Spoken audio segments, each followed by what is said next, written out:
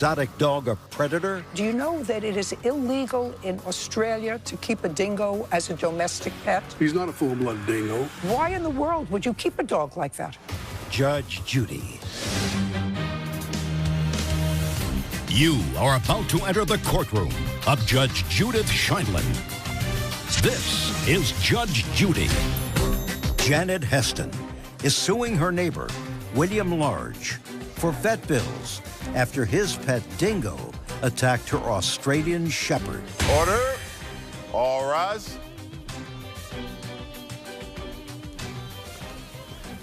It's case number 316 on the calendar in the matter of Heston versus Large.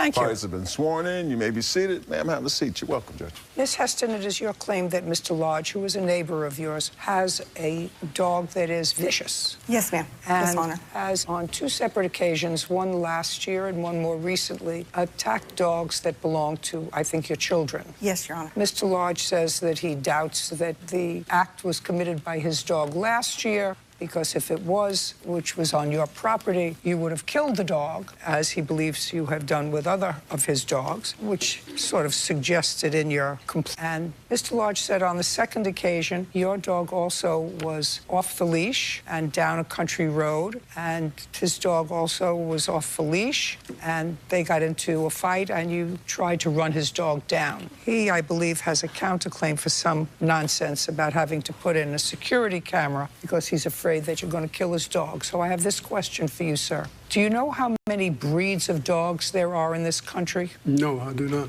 Several hundred. Now, I'm old. Bird is not quite as old as I am, but if I keep still, he's catching up with me.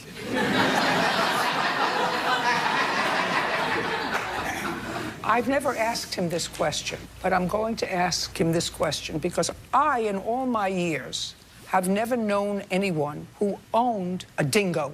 Have you known anyone that owns, as a pet, a dingo? That is an Australian dingo. Yes, it's like the dingo. coyote. It's like a ate my coyote. baby. Yeah. Did you know anybody ever? No. You see, so when I read your answer, you said I have an Australian dingo. So I know how to work my iPad, and I looked it up. And do you know that it is illegal in Australia to keep a dingo as a domestic pet? Did you know that? Yes, I do. Normal person have one. I don't. What use? Maybe I read it wrong. My Australian dingo dog.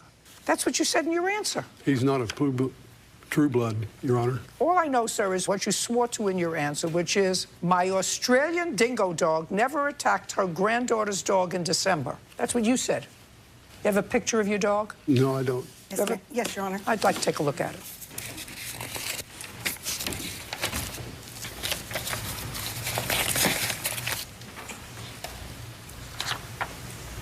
Well, that's what they look like on the internet. Just like that. I can't see it from this distance.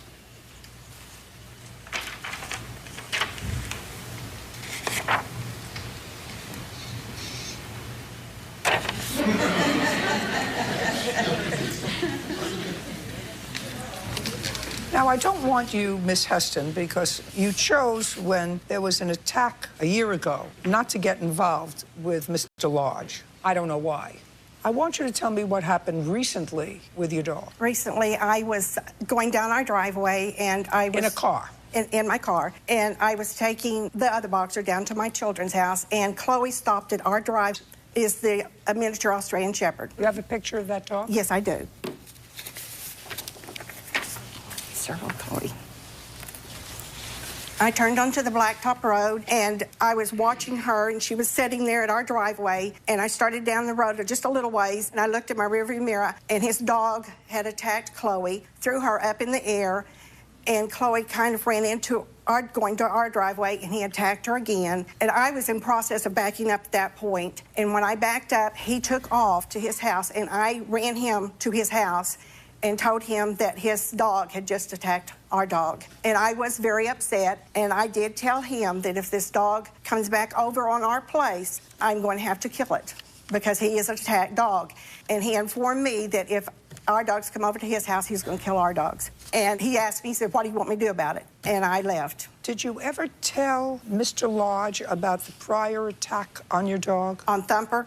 Yes. No, ma'am, because when But you never did? No. Did you ever have a conversation with him about this dingo coming over to your property? No, Your Honor. You didn't?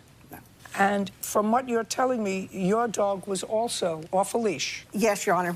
First thing I have to tell you is, I feel sorry for the dog, because Mr. Lodge has this wild animal in his home. Why in the world would you let your dog out, knowing that there was a prior incident with another dog that caused serious injury with another one of his dogs? Well, Your Honor, we live in the country, and we have no leash law in the country, and dogs roam free. And our dogs go from our house to our children that live about a fourth of a mile from us, and they roam. And we have not had any trouble with his dog other than when he did Thumper. And he plays with my daughter's big dogs, but he is a bully to the little dogs. Then I would say to you that that's your fault.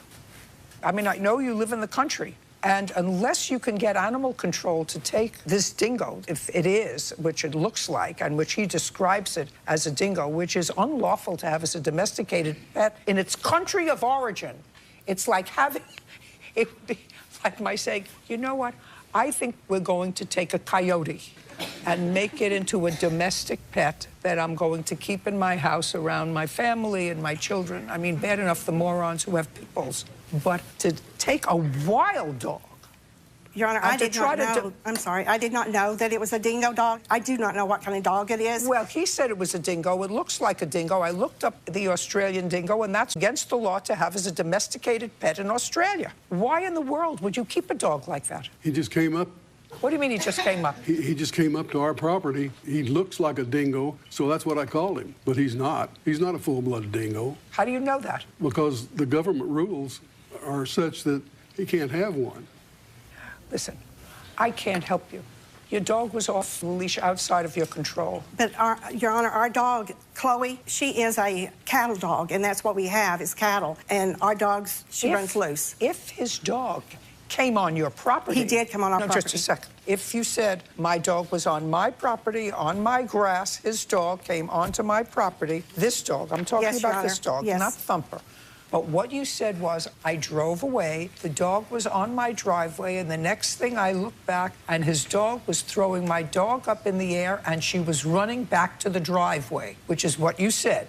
Well, to the driveway back to our house, yes, ma'am. Well, no, what you said was that she was running back to the driveway. She was in the driveway when he got her the first time, and then when he bit her, then threw her up in the air, she ran further over into the driveway, and he got her the second time. Go over there and show me where the dog was, because if his dog came on your property and caused damage, then he's responsible. Okay, heading this away, and Chloe was right here, and his dog came out of his driveway and came, I guess, down this side of the road, went across and attacked her right in our driveway. Okay, so that's the defendant's house, and you were leaving your house? Yes, Your Honor. Show me your house. My house is right here. And you were driving down your road? Yes, Your Honor. I was going this way, and I did not see his dog at all. I guess he came this way. He went across. Where was your car when you saw the dog being attacked? Just right through here. I had not gone very far up the road because I was looking in my side rearview mirror. The last time you looked at the dog was on your driveway? Yes, Your Honor. Remember, you're under oath. Show me with your finger where you saw your dog. I saw the dog right here. Okay. On our driveway. Did you see his dog coming? No, Your Honor, I did not. So you don't know where his dog was? No, Your Honor, I do not. His dog had to have came from his house this way because I was driving this way, and the dog did not come on the left side of me. Are there woods where it can go? There's a bar ditch over here. A what? A grass between the road and the fence. Whose fence? Mr. Large's fence, right here. So he has a fence, yes, but it doesn't contain the dog? No, Your Honor. Okay. Why do you have a fence, Mr. Lodge? Keep critters out, and I have the best fence that they have. But it didn't keep your dog in. It does. But your dog got out. Yeah, the gate was open. Go over and show me where the gate was open.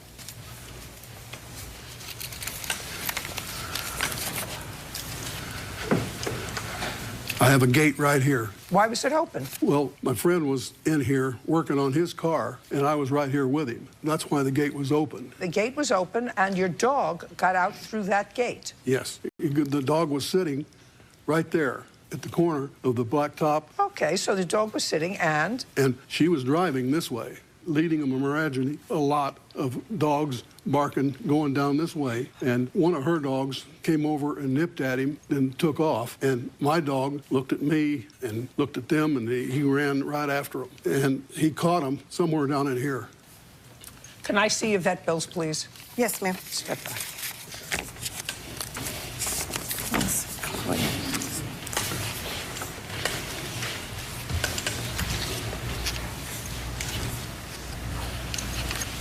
Mr. Lodge, you're going to have to keep this dingo on your property, because otherwise you're going to be paying a lot of vet bills and more.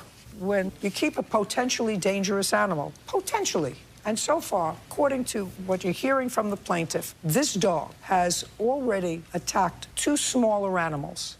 She's pretty big animals that are the same size, because it's an even match, but tends to not be okay with smaller animals. The other animal that she says that I'm not considering was a Pomeranian, which is a much smaller animal. This is not that kind of a small animal. Probably weighs about 30 pounds. He doesn't weigh that much, Your Honor. But the reason we put Thumper is in there is because we didn't give him Thumper's bills or say anything to him, because several years before that, Mr. Large had another incident with another dog at my daughter's house, and my daughter had asked me not to confront him with Thumper's bills because Mr. Large had threatened to kill my daughter's family. And so that was part of the reason that we did not go ahead and present him with the bills on Thumper. Well, maybe this will get his attention. Judge Judy continues in a moment. And later today, Looking at this picture, it's an absolute nothing. It's a wreck. That's what it has to look like before it's restored. That's Everything is what it taken up. looked like when you brought it into him. In the pictures that I gave you. Just a second. I'm looking at his Thank pictures. you. They're much better than yours.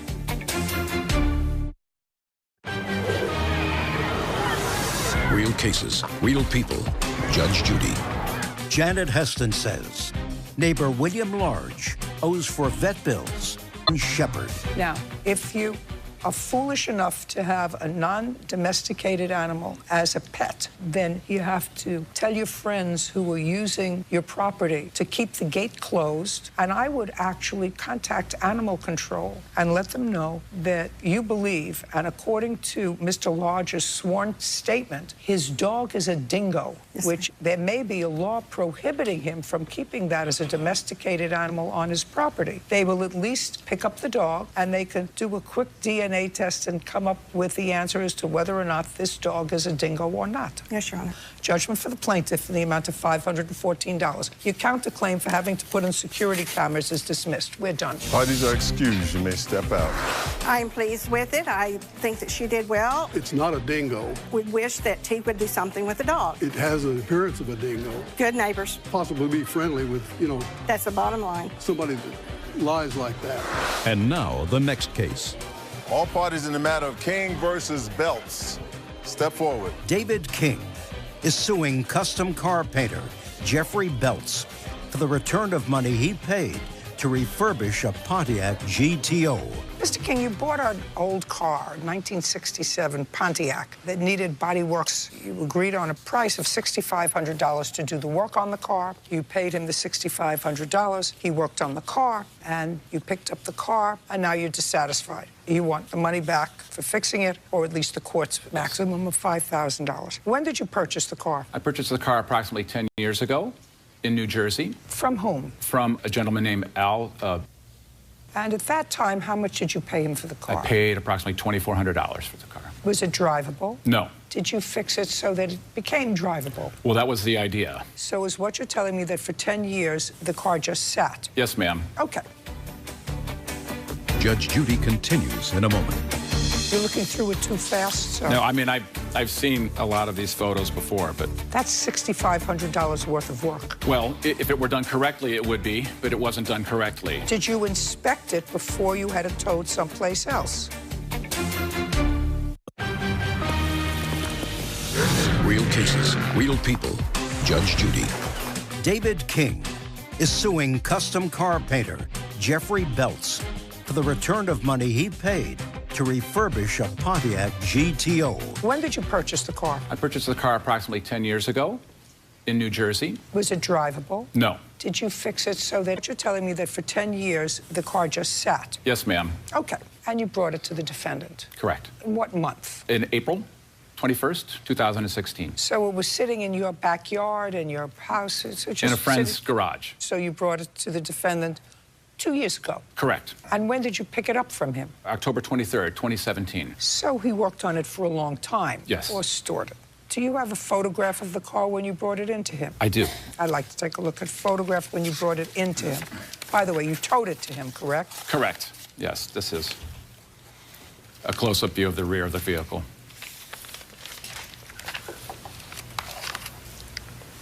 Now, I'd like to take a look at the whole car. Do you have a picture of the whole car? You do? I have pictures. I'd like to see it. These are actually, this is when it came in a chronological through when it left.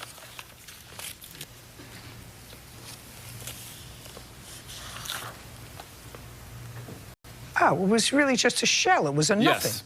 Oh, I'm looking at this picture. It's an absolute nothing. It's a wreck. Well, that's what it has to look like before it's restored. Just a second. That's Everything is what it taken up. looked like when you brought it into him. Yes. Okay. If you go to the last pictures, it has when it left. Just a second. I'm looking. Second. I'm looking at his Thank you. pictures. They're much better than yours. Okay. Now, did you drive it out of his shop? No. It was towed out of his shop? Yes. To where? It was towed to another friend that was going to hold on to it for me until it could be worked on again. Were you supposed to do anything other than the body work? No, it wasn't a restoration. I was commissioned to put the quarter panels on and paint the exterior and interior I see of the what car. you did. I'm going to show these pictures to the plaintiff. But you weren't commissioned to do the motor, to make it Oh, runnable. no. Okay. Thank you. You're looking through it too fast, sir? No, I mean, I've seen a lot of these photos before, but... Okay. Judge Judy continues in a moment. Have you been cheated? Go to judgejudy.com.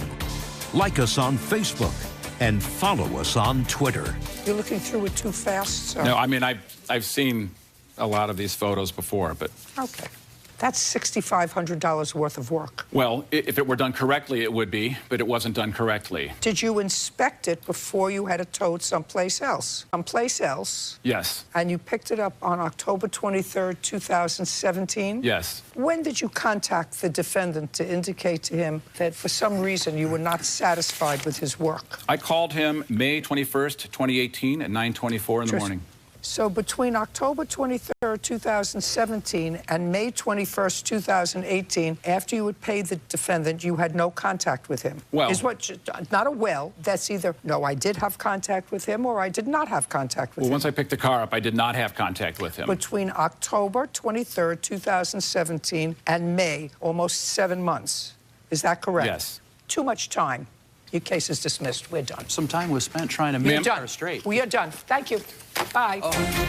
Parties are excused. You may step out. Judge Judy continues in a moment. And on the next Judge Judy. Because he was a mutual friend, and we decided he was the best person for the job. They brought me a car that obviously needed a ton of work.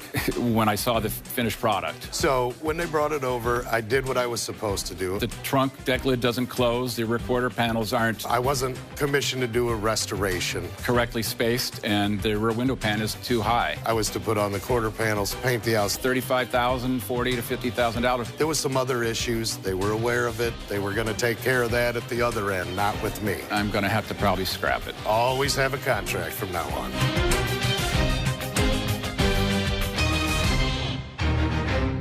Was Miss Trujillo the only adult in the house? Yes, she was the one in charge of everything. A nanny doesn't complete the job. I end up taking care of his little boy that's 9 years old. So why did you stop working for him? His daughter kicked me out of their house. That's false. Then, I had to get back and help my son. a dad's epic journey home. I was in Alaska. He's special needs. His life's in danger. Somebody's not right there with him. Judge Judy. You are about to enter the courtroom of Judge Judith Scheindlin. This is Judge Judy. Kelly Clark is suing his former employee, Mercedes Trujillo, for causing damage to his BMW. Order. All rise.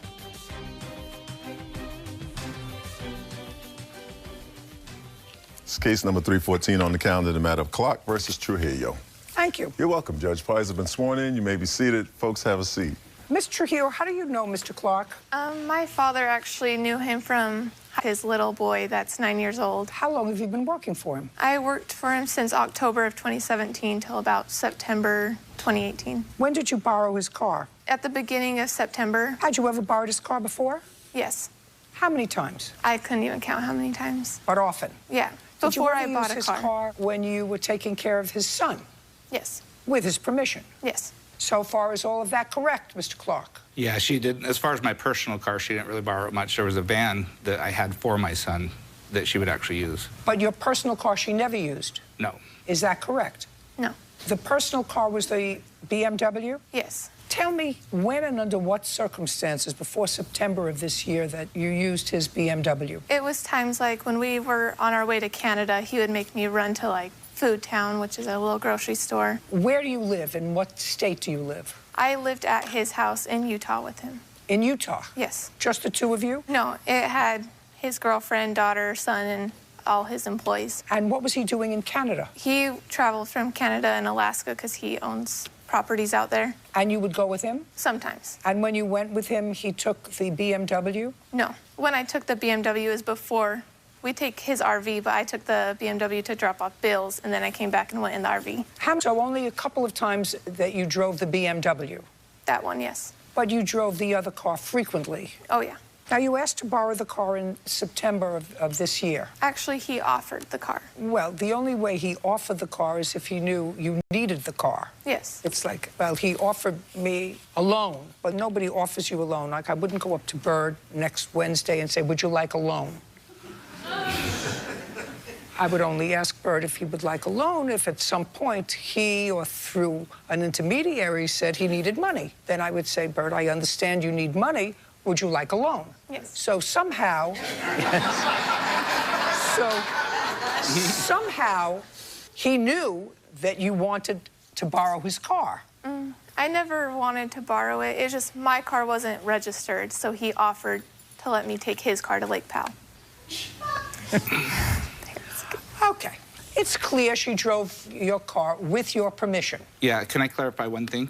What? There's two BMWs involved. The one that she is talking about that she used other times is one that she convinced me to sell to her. The BMW that we're here today on, she didn't use that car. All I'm suggesting is she used your cars frequently over the course of a year without incident. My Brody's van was what she used other than that. What I'm telling you, she drove your cars, Yes. both the BMW and the van, frequently, dozens of times, without incident. Sufficiently so that when she was going on this little weekend trip, she borrowed your car with your permission. Yes. And it is your claim that when she returned the car to you, it was damaged. Yes. So, Ms. Trujillo, we're going to come to you. Where were you going and when were you going? I was going to Lake Powell, I believe September 3rd or 4th. I'm not too positive on the dates. And For how long? For 2 nights. I was just going. Did you have any difficulty driving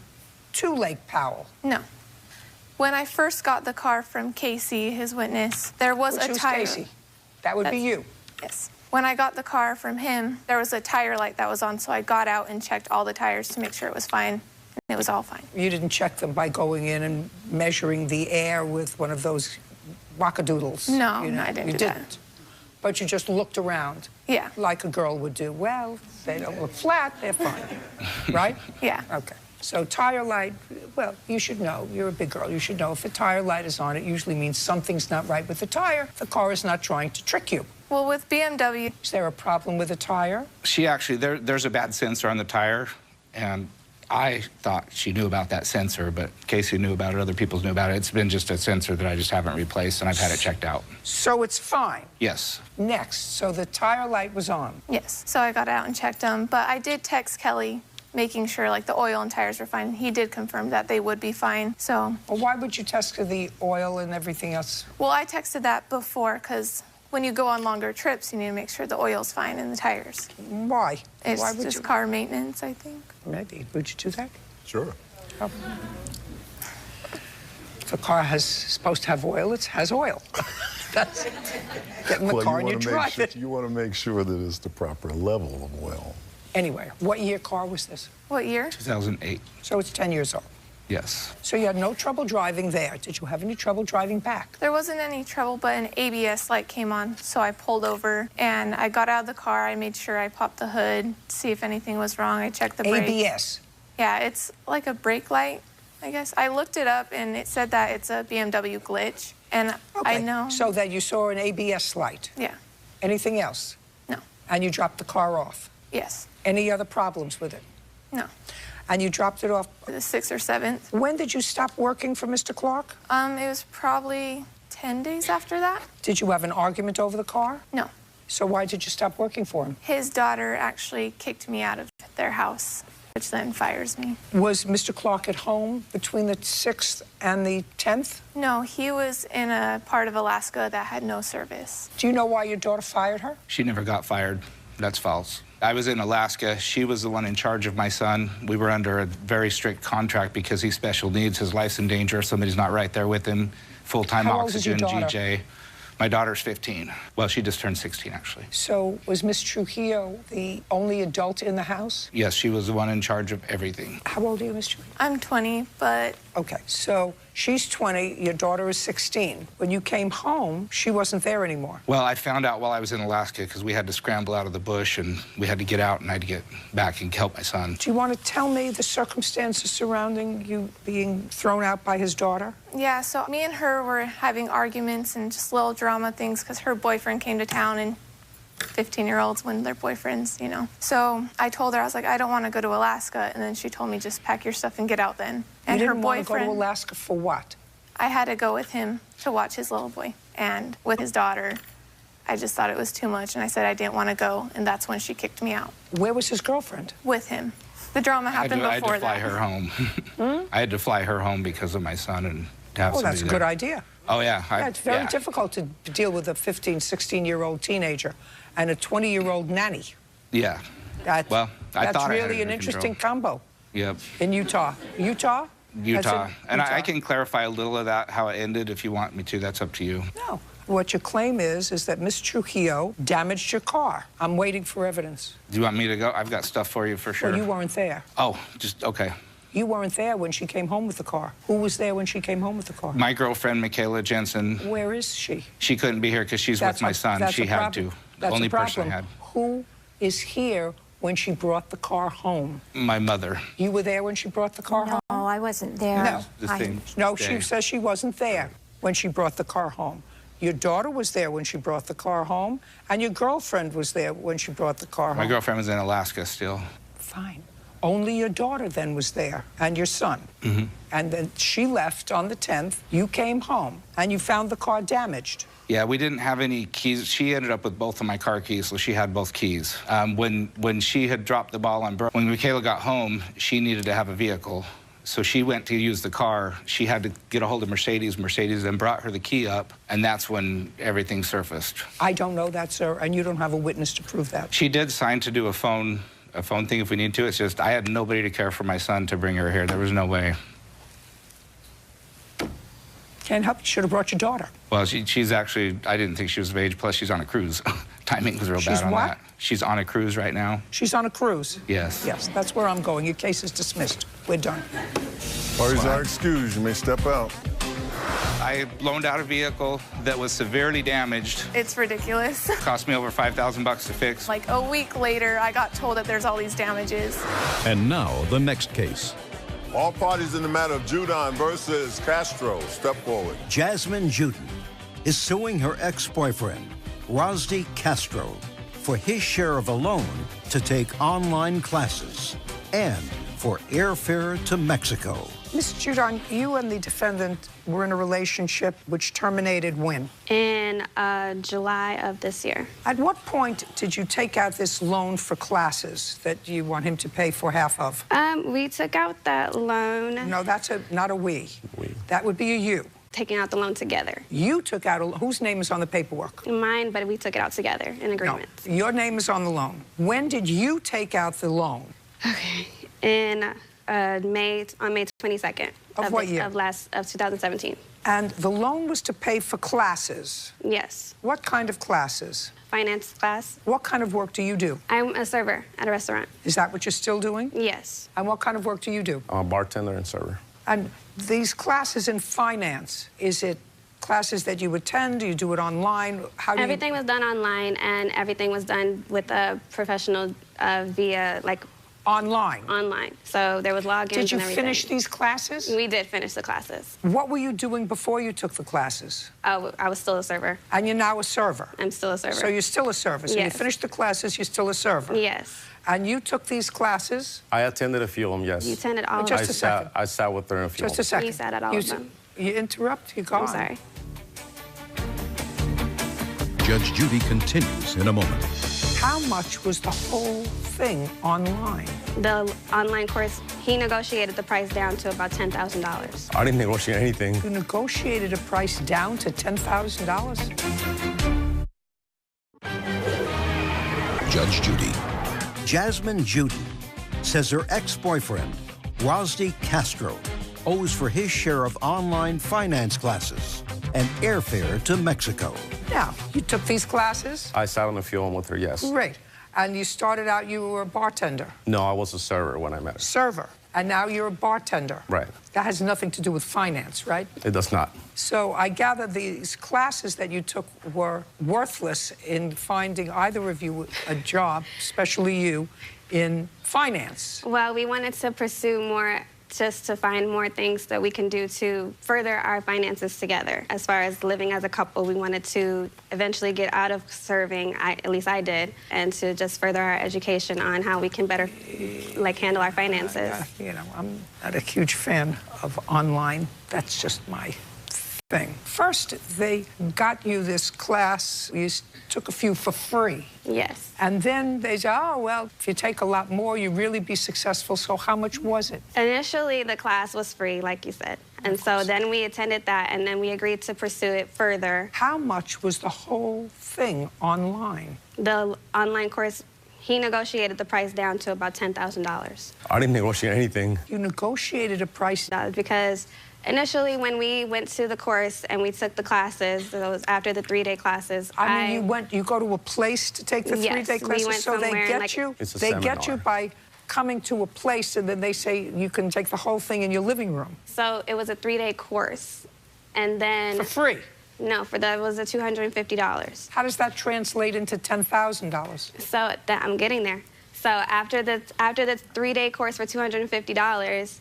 You were able to pursue it further, and that they gave us prices for further classes. One was like $15, $20, and then some odd, like, high price. I don't know. It was ridiculous. He showed me the price, and I was like, I can't do that. The next thing I know, he's talking to the same advisor, and he comes up to me and is like, babe, come on, let's do it. I didn't just negotiated down the price at $10,000. I'm just like, okay, that's cool. I even have a statement from the advisor. Something. You did. I don't know. Don't give me a statement from the advisor. So he Don't give me a statement from the advisor. Okay, so you signed up for these classes, and that was May of 2017? May 22nd of 2017, yes. And when did you finish the classes? June, the classes started, and they lasted 6 weeks. 6 weeks for $10,000?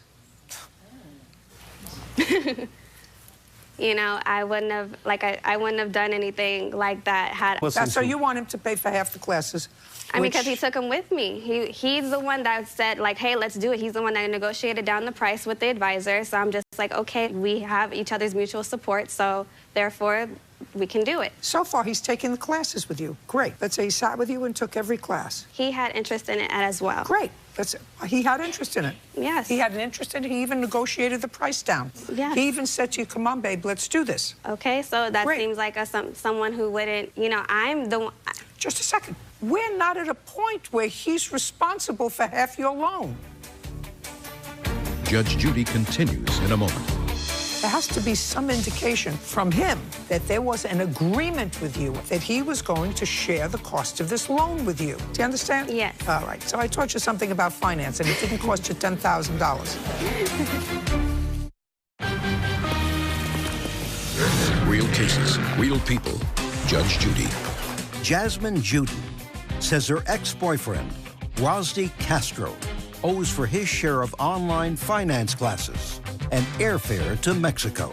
Okay, go ahead. He actually ran his credit before mine. So he ran his credit, so it shows some sort of interest in it. And then when his credit bounced back, when he's saying they couldn't be approved, then... Just a second. Let's say all of that is true. We're missing an element here. Of when he negotiated the loan? How can you negotiate something like that? You did.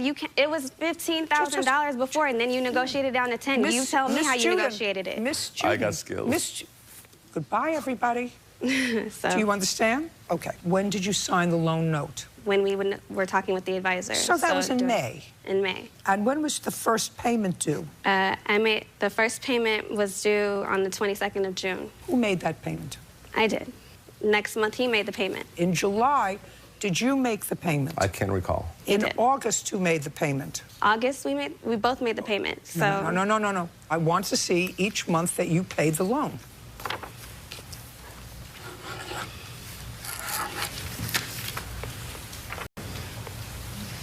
The loan was how much a month? $309 about. Well, you actually took out a loan for $12,200. Yes, because that was the loan. That was the minimum that the bank would allow. Well, what'd you do with the rest of the money? We put it towards a monthly payment. So if you see, like, at some months down, it's like a $2,000 payment. Where's your bank statement? I don't have one. Get it.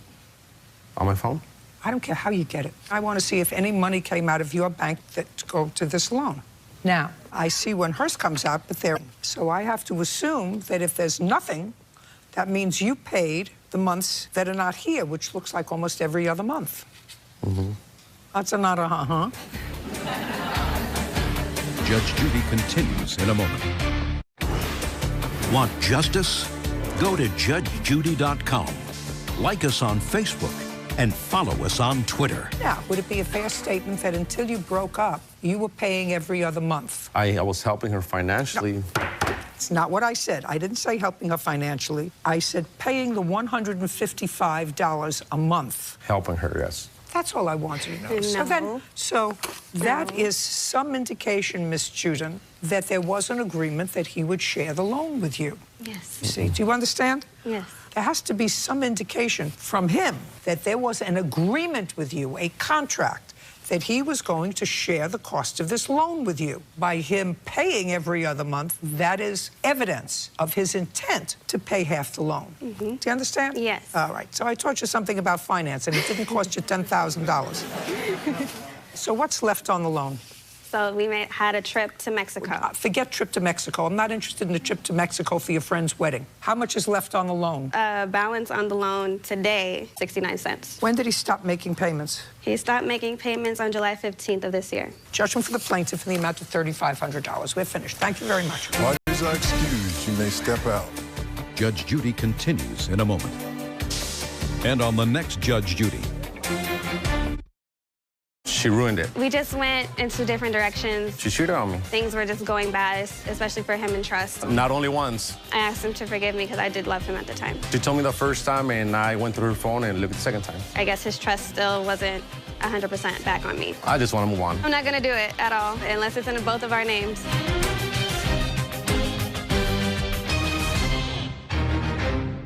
You try to hustle them. I'm trying to make a living, Your Honor. A car flipper in a fix with a mechanic shop.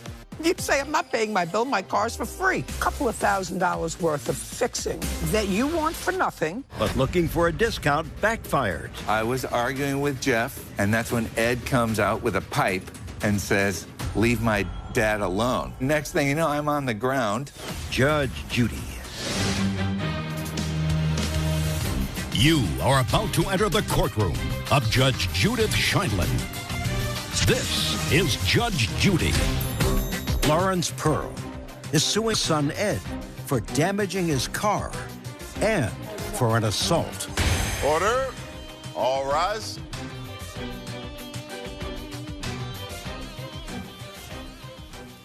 It's case number 305 on the calendar, the matter of Pearl versus Bloom. Thank you. You're welcome, Judge. Parties have been sworn in. You may be seated. Mr. Pearl, you brought your car into the defendant's shop, a car that you intended to flip, for mechanical work on the car, perhaps some body work on the car, I don't know. but it was your intention to make money. That's what you do, to make money. And when it was time to pick up your car, there was some sort of a kerfuffle at the shop. You allege that the defendant and his son assaulted you. You want to be compensated for that assault. And you also say that there was some damage to your car during the course of this kerfuffle that you want them to be responsible for. The defendants say that actually you started the kerfuffle at the shop when you came to pick up the car. They are suing you for an unpaid bill for the car because you didn't pay to have it fixed, for storing the car for an extensive period of time, and for an assault, although neither one of you were injured. Is that correct? Right. Good. All right. So, Mr. Pearl, how long have you been in this business of flipping cars? Since probably 2000. 18 years. And how many times have you used the defendant? About 5. That's 5 cars excluding this one or including this one? Probably including this one. So 4 other cars? Maybe 5. Let's say 5 others. Yes. Now, I assume that since you look like a relatively intelligent man, you would not have returned 6 times unless you were satisfied the first 5 times. Well, that's not a well. If you say, no, I wasn't satisfied, then I'll go further. No, I wasn't satisfied. Then my next question to you is, if you weren't satisfied the first 3 times, why did you go back again? I was dealing with their mechanic who had had his own shop up until May. And then at that time or sometime before then, he stayed at the shop for about a month and a half. All my dealings were with Lyle. That's the owner. Just a second. The mechanic. No, they're the owners. Of the shop, correct. Where he was working. Correct. And you understood that he worked for them, even though previously he may have had his own shop, and you dealt with him independently. Correct. And correct. Just a second. Can I say something about that? No.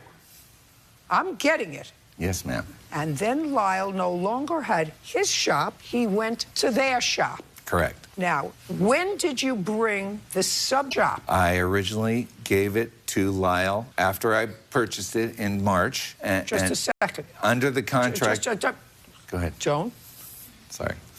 Is what you're telling me that when you brought this car, what kind of car was it? 98 C-Class Mercedes. When you brought this old Mercedes in to be fixed, to be flipped, did you bring it to Lyle's old shop, or did you bring it to the defendant's shop where Lyle was working? I brought it to... That's very easy. Lyle's old shop originally. You brought it to Lyle's old shop in March. Probably February, yeah. When I bought it... Just a second. You know, now I'm not believing you. Do you know what I mean? You're getting uncomfortable with my questions. Yes, ma'am. You're getting uncomfortable. So let's go back. When you brought the old Mercedes in to be fixed for the purpose of flipping, did you bring it to Lyle's old shop where you had dealt with him previously, or did you bring it to the premises owned by the defendant where Lyle was now working? I brought it originally to his shop, and then he brought it to their shop. So is what you're telling me Lyle still had his shop in February or March? Correct. Okay. His location. So, what? His location. I'm not believing you because you're getting what I'm saying. Yes, ma'am. You're smart enough to get what I'm saying, but it's not going to help you.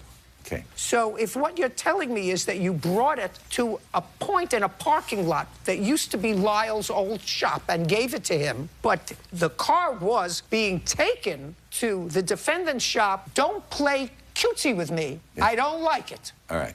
Do you understand? You can smile all you like, sir. You have a great smile. It doesn't work with me. I'm old. I have a husband I'm used to. It doesn't work with me. Yes, ma'am. Great.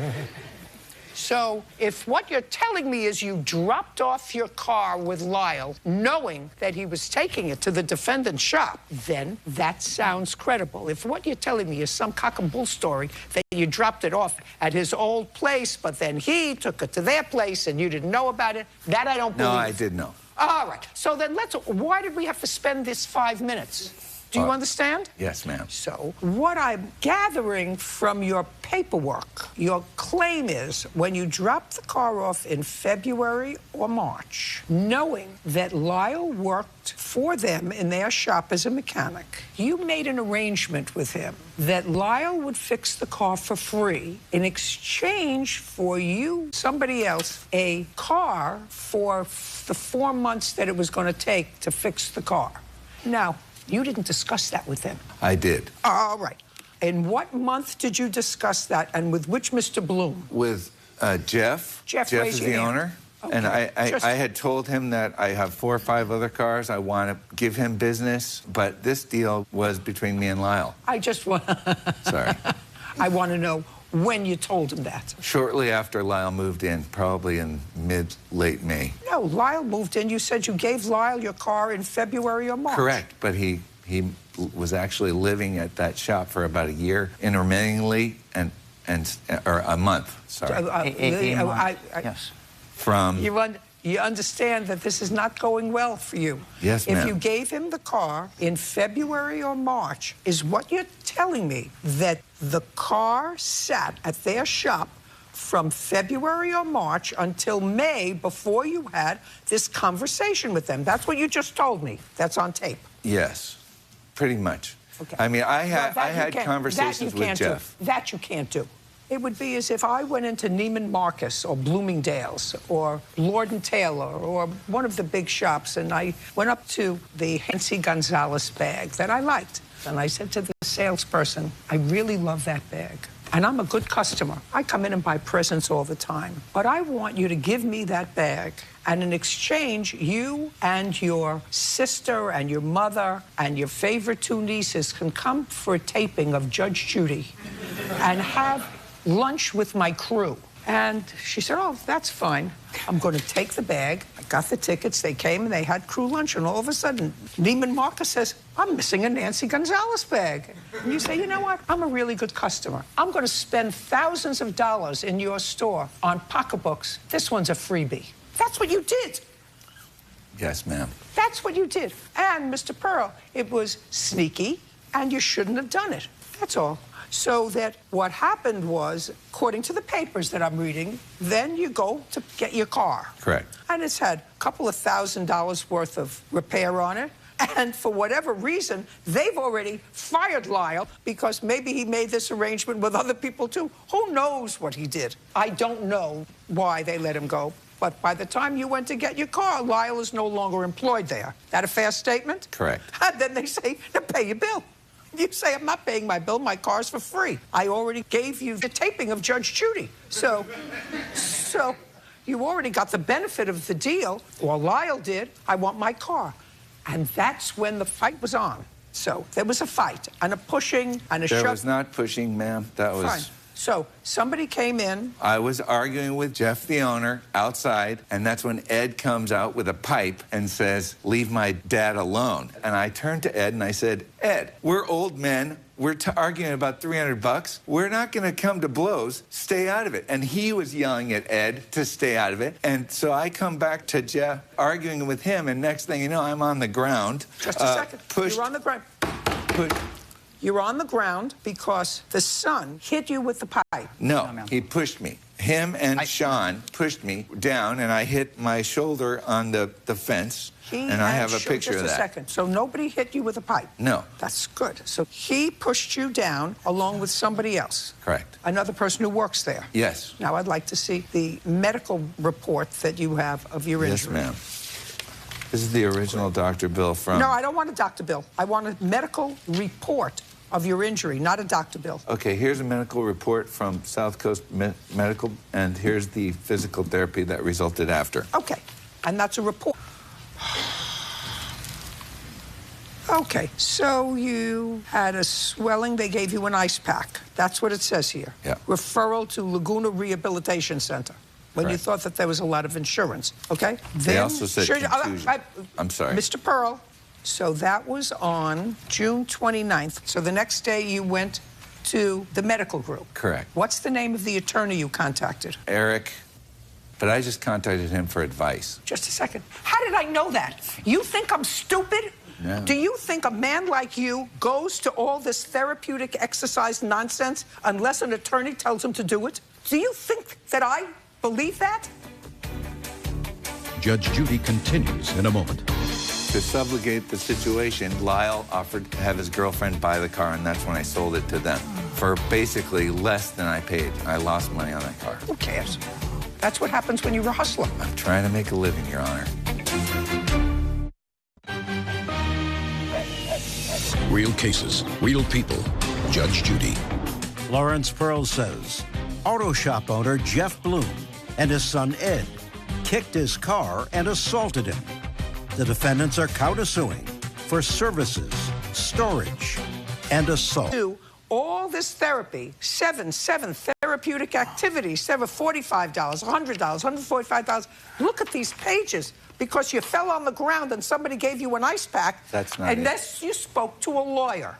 Okay, very good. Can I continue, Your Honor? There's more. You got your car back. After a few days. Just a second. I got up, and they were all yelling at me to get off their property, so I went to get into my Beamer, and Ed kicked the door onto my leg, causing major problems with my knees. Just a second. Now I'd like to see the damage to your leg. All right. There's both my shoulder and my knee.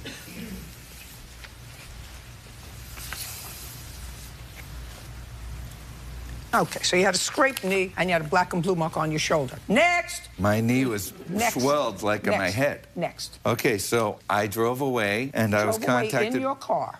by Just a second. You drove away. Somebody has assaulted you. Correct. I called the police. And, just a second, police report. And then, did you wait for the police to come? No, I actually went to the police department. Oh. How far is the police? A mile. And then, what did you do? I contacted Jeff and tried to make arrangements to get my car and told him that... Where did you go from there? I wanted to get my car, I wanted my door fixed, I wanted... Just a second, where did you go from the police department? I went home. When did you go back to get your car? On what date? I didn't do it. Lyle got it about 10 days later. I wanted nothing to do with them, and then I made requests to Jeff to take care of my medical bills, and then I sent him an email about a week later and said, you know what, if you just pay for my Beamer, I'll be fine. And then my knee got worse, and that's when I started therapy, and I contacted him again, and I said, I need you to make a deal with me, either pay me for the Beamer and pay me for my injuries, or I'm going to sue you. And it never happened. Mr. Pearl, maybe we're not understanding each other. Maybe we're speaking on different planes. Judge Judy continues in a moment. When he got into his car, did you shut the door on him? The door did close. So you shut the door. Yes, ma'am. With his foot. Here's the picture. It's just getting lower and lower. The number that I'm even contemplating is getting lower and lower and lower. Real cases, real people. Judge Judy. Lawrence Pearl claims auto shop owner Jeff Bloom and his son Ed kicked his car and assaulted him during an argument at their shop. To be fixed because you couldn't sell it the way it was. I assumed it had mechanical problems. Is that correct? Fender, hood, and frame. So it had physical damage to the frame. It had been in an accident. Correct. When you picked up the car, I'd like to see what it looked like. I don't have that. That's too bad. 2 weeks later, when Lyle returned it to you, was the fender hood fixed? It was fixed subpar. Okay. All very, very unfortunate. Did you, when he got into his car, did you shut the door on him? The door did close. Just a second. Yes. That's a lie, Your Honor. So you shut the door. Yes, ma'am. Okay. With his foot. Here's the picture. It's just getting lower and lower. The number that I'm even contemplating, which is low as it is getting lower and lower and lower. Do you understand? Yes, ma'am. What you did was the wrong thing to start with. You tried to hustle them with Lyle and took the pocketbook, got the benefit of the pocketbook, and you brought in a wreck. The car was fixed to make it saleable if it had damage to the hood, and then no. So was it fixed? Yeah, but subpar. So in order to subjugate the situation, Lyle offered to have his girlfriend buy the car, and that's when I sold it to them for basically less than I paid. I lost money on that car. Who cares? living, Your Honor. You know, everybody is trying to make a living. You can either make a living by screwing people or you can make a living by being honest. And in this particular situation, you were bartering with a salesperson from Neiman's. You weren't bartering with Mr. Neiman. You weren't offering them any benefit from your transaction. You were offering Lyle, so it wasn't costing you any money. Jeff knew exactly what was going on with other cars, and I was paying them. I paid them on the truck. I paid them way too much on the Mercedes. That was never done right. And the bottom line is they made a deal, and I was going to pay him, and I told him I was going to pay him for everything else. And he knew that that car was there for months, and I was bringing parts, and he was complaining about that, but I told him that it's going to be done. And when I finally got all the parts, Lyle did it. Okay, now I'm finished with him. If he interrupts again during the course of the proceeding, then I'm going to just dismiss his case. Judge Judy continues in a moment. Are you the victim of an assault? Go to judgejudy.com, like us on Facebook, and follow us on Twitter. Now, take your hands out of your pockets, Mr. Bloom, and just tell me, do you have a printout of what work was done on his Mercedes in the 4 months that it was there at your shop?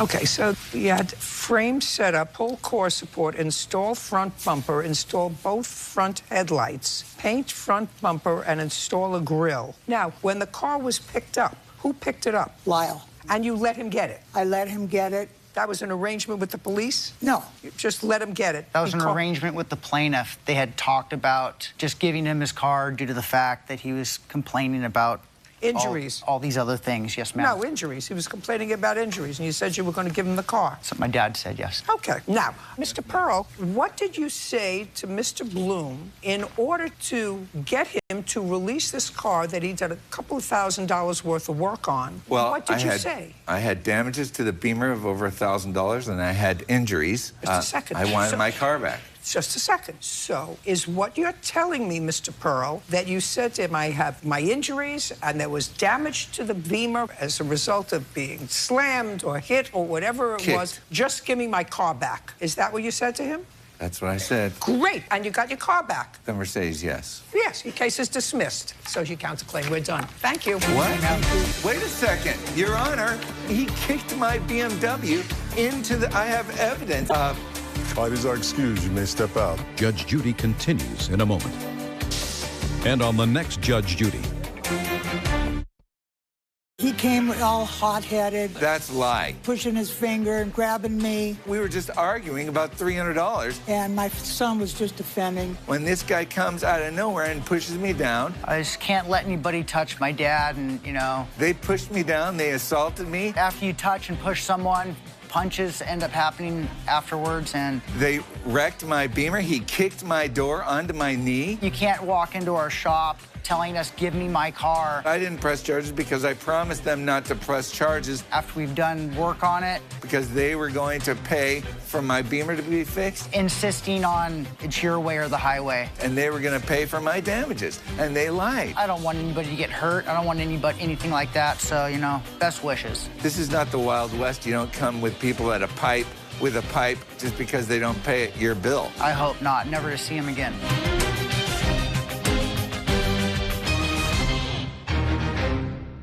The mauling. Her dog began attacking my dog. It's not true. Excuse me, I'm speaking. Thank you. I don't want to hear you. The emotion. Her dog had my dog in the air and was violently shaking. The warning signs. Your dog has had a history of violent behavior, which mandated your dog to be muzzled at all times. Judge Judy. You are about to enter the courtroom of Judge Judith Scheindlin. This is Judge Judy. Shiloh Fry is suing fellow dog owner Evelyn Homsey for vet bills and medical bills and punitive damages for filing a false police report. Order. All rise.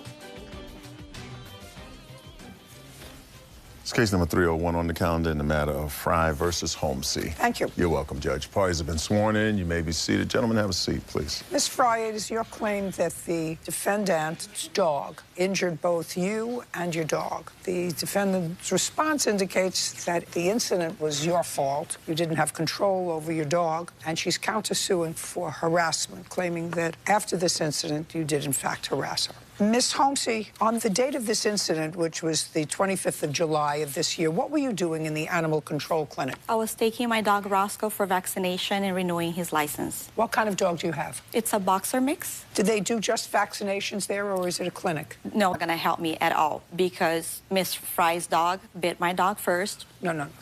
You're getting into a whole story. I asked you a question. Yes, I ma'am. said, does the clinic also treat dogs, or does it just give vaccinations? I was told they only give vaccinations. And what were you doing there, Miss Fry? I was also there getting my dog vaccinated as well. And what kind of dog do you have? I have a 15-pound puggle. And how much does your dog weigh? 80 pounds. Do you have a picture of both dogs? I'd Yes, like Your to see Honor. it. These are the photos of the injuries to my dogs as well.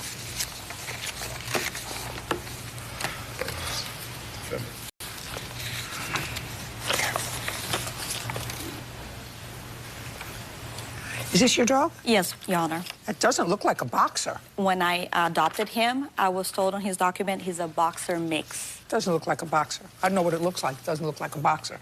To me, he has a long nose. He's a mix. Boxer mix. I know. I don't know where he's a boxer. Maybe on his left paw.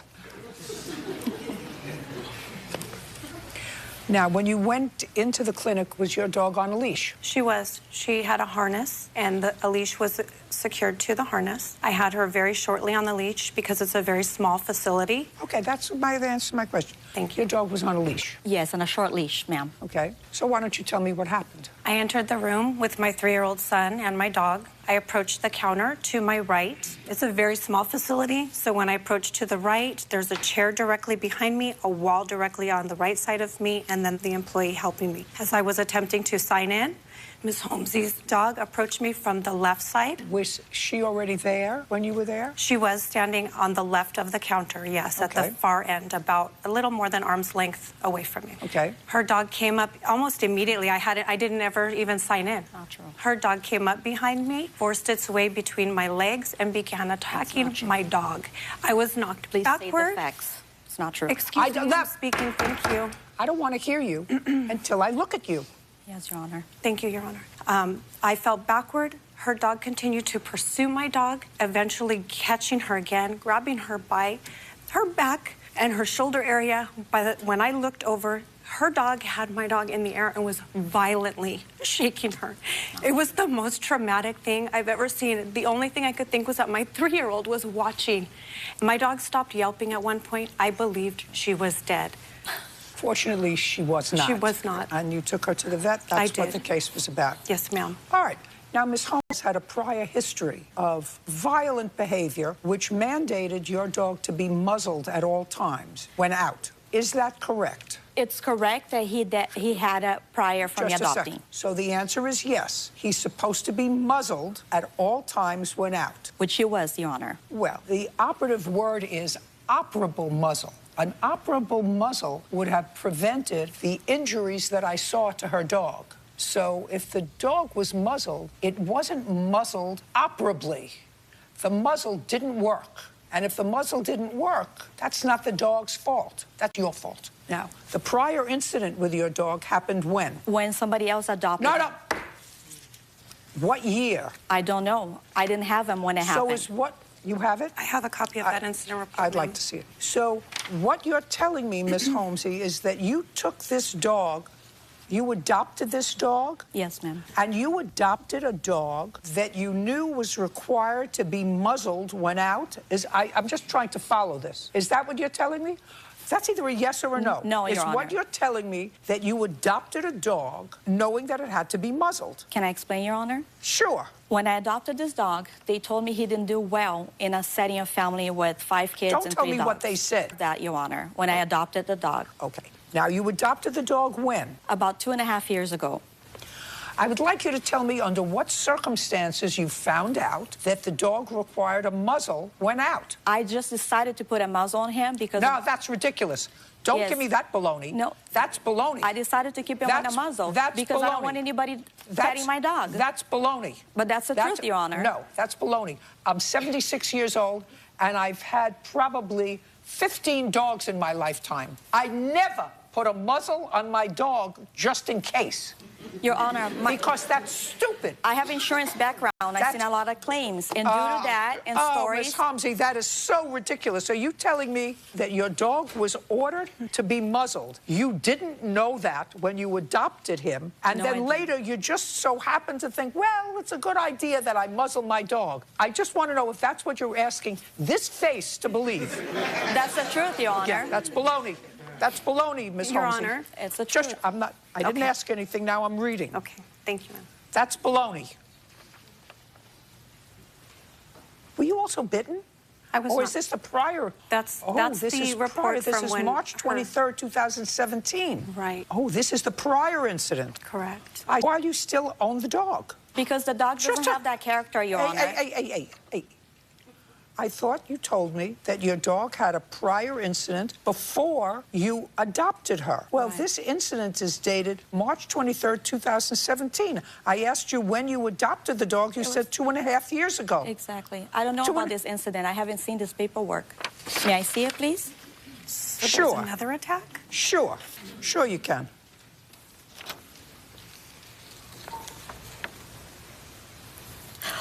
Oh, okay. I remember this now. Yeah. I'm glad you remember. Can I have it back, please? Yeah. Can I have this it back? was a lady that assaulted my mom when my mom had the Don't tell dog. me about a lady assaulted your mom. I asked you whether the dog had bitten before. You said the dog bit before, but before I adopted her. And then I just decided to put a muzzle on him because I just thought I used to be in insurance, and I thought it would be a good idea to put a muzzle on the dog. This happened after you adopted him. All right. Very good.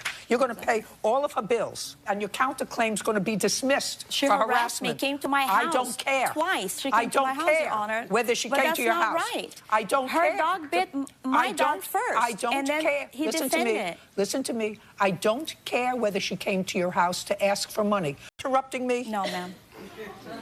So far, you lied to me at least twice. You lied to me that the dog had no history once you adopted it. That was clearly a lie, because the dog has bitten before. You lied to me when you said, well, I had no knowledge of that when I adopted the dog. I just decided to put a muzzle on my dog because, well, I'm in insurance, and just because, for no reason. All those things were not truthful. And if you choose to have a dog that bites, you have to pay for it. Judgment for the plaintiff in the amount of $3,000. We're done. That's not Thank right, you. Your Honor.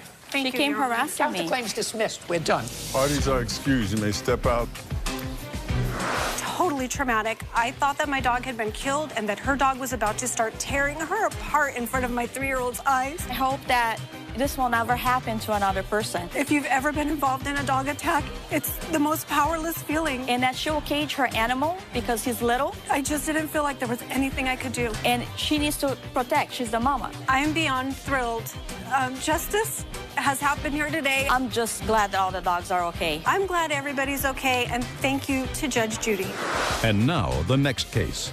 All parties in the matter of Moore versus Rooks. Step forward. Michael Moore is suing former friend Randy Rooks for vengeance after her pit bull attacked his dog. Mr. Moore, it is your claim that the defendant's dog bit you and your dog, causing injury to both. Yes, You want ma'am. her to be responsible for your bills, for the dog's bills. And the defendant says that if you were bitten, it was your fault. If your dog was injured, it was also your fault. She's got a counterclaim. She says you've been harassing her and slandering her. That's false, Your So Honor. what I gather is that this incident occurred at the home of a mutual friend on the 19th of May of this year. Is that right? The incident actually happened on the morning of May 20th, 2018. I arrived on the property May 19th. You were staying over at a friend's home? Yes, ma'am. Was there a party? There was a birthday party that weekend. For whom? One of the defendant's children. Miss Rook's children.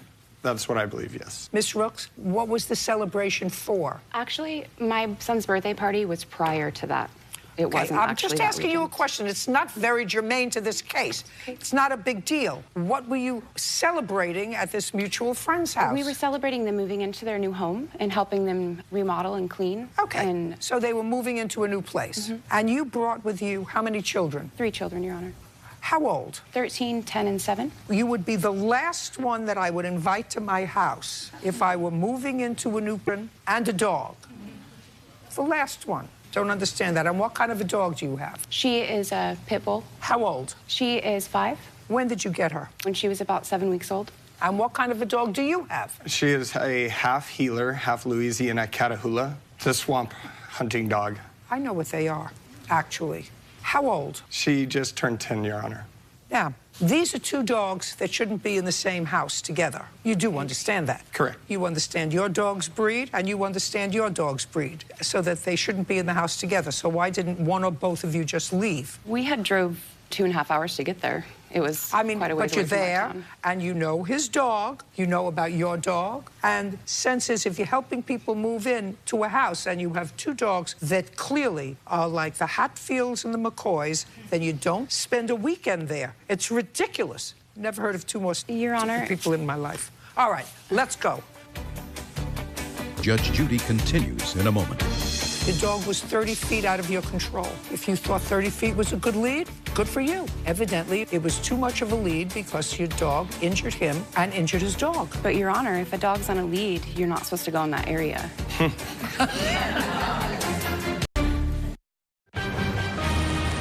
Judy. Michael Moore says his dog was viciously attacked by a pit bull owned by former friend Randy Rooks. Randy is countersuing for slander, lost wages, and harassment. So you have 3 children and a pit bull, and your 3 children and a pit bull was staying where? In the house or outside the house? We were, if you'd like, I could show you on the Just tell me, were you staying in the house or outside the house? In the art studio. And where were you staying, sir? I was staying in my tent in the backyard. Okay. On the 20th, I want you to tell me what happened. On the morning of May 20th, 2018, approximately 10 o'clock in the morning, I awoke from my tent with my dog. You got up at 10 o'clock in the morning? Yeah, I smelled breakfast. You mean the person who was moving into the house and you were there to help was now cooking breakfast? Yes, Your Honor. Okay, go. Slow. May I address the chart? Absolutely. So,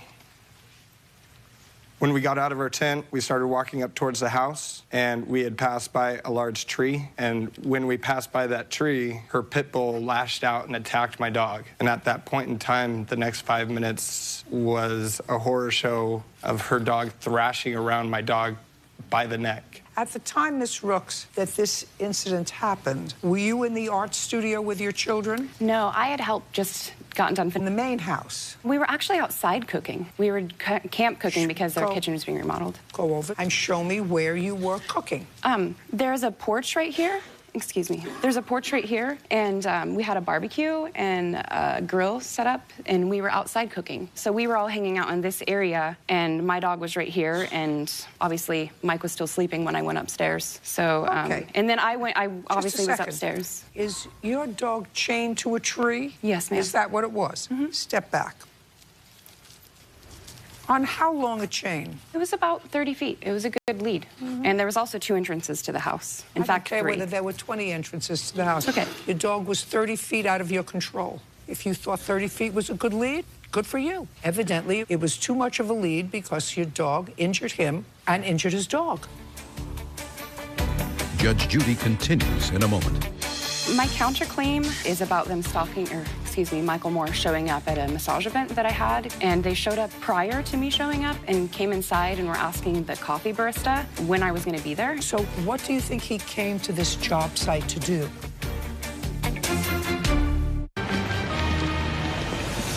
Real cases, real people. Judge Judy. Michael Moore says is done by former friend Randy Rooks.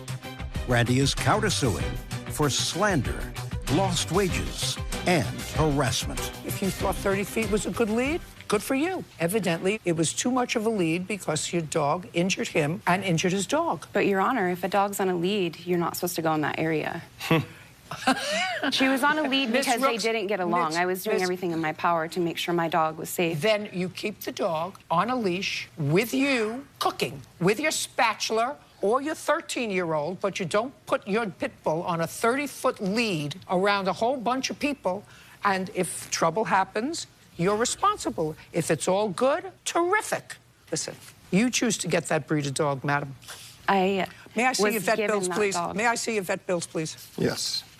When did you present her with the vet bills? The vet bills were actually presented by the property owner, which they paid, and I have since then paid them back. They were paid by which property owner? The property owner of that property. So they paid all your bills? They paid the vet bill only, and I paid them back in cash and labor. I don't, forget that. If they paid the vet bill, I'm not paying you. Do you understand? Yes, ma'am. Great. Sun Valley Animal Center was paid, and this is on the 20th. This is your patient history, Mike. My medical treatment's right here, Your Honor. What do you do for a living, Mr. Moore? I'm a professional landscaper. Do you work for your own company, or do you work for someone else? I work for someone else. Full-time or part-time? Full-time. They give you medical insurance? Yes, ma'am. So you have medical insurance to cover your medical bills? Yes. So you have no vet bills and you have no medical bills? The insurance has been taken out. What my medical bills are there or what I still owe out of pocket. Were you in the hospital overnight, sir? No, just for the afternoon. I did have to go back in and have surgery done on my finger, which also was just an afternoon in and out procedure. Got it. You got 30 seconds to tell me about your counterclaim. Judge Judy continues in a moment. Want justice? Go to judgejudy.com. Like us on Facebook and follow us on Twitter. You got 30 seconds to tell me about your counterclaim. My counterclaim is about them Michael Moore showing up at a massage event that I had going on at North End Nursery that they found out about via Facebook, even though I had blocked him. And they showed up prior to me showing up and came inside and were asking the coffee barista when I was going to be there. And she called me and asked me and told me that Don't tell me what she called and asked you. That's hearsay. There was two gentlemen waiting there for me. And when I got there, I had passed by originally to go up to the two gentlemen. Date? That was June 10th. So what do you think he came to this job site to do? They came to ask me to pay them back. Okay. So they came and you said... Well, I had already stopped talking to them because they've been reaching out to me, asking me to put my dog down and stuff like that. Okay. So I stopped talking to them. I want to know what effort, because you were actually there and you saw that he was injured and you saw his dog was severely injured. What did you do to reach out to him to say to him, listen, whatever your out-of-pocket expenses are, I'll be more than happy to cover it. I'm really sorry that this happened. Did you do anything, or you just did nothing and waited for him to come to you? I didn't just do nothing. I was definitely proactive about talking to them and asking him how he was. But what I'm getting at is how I was asked to pay back the portion of his medical bills is Eric was going to add it on to my business. I don't care what he was going to do. Judgment for the plaintiff in the amount of $5,000. Your counterclaim's dismissed. We're done. Thank you. Parties are excused. You may step out. Judge Judy continues in a moment. And on the next Judge Judy. A bicycle's unfortunate meeting with an SUV. She ran into me, which took my front tire under her car and slammed me to the side. Next Judge Judy.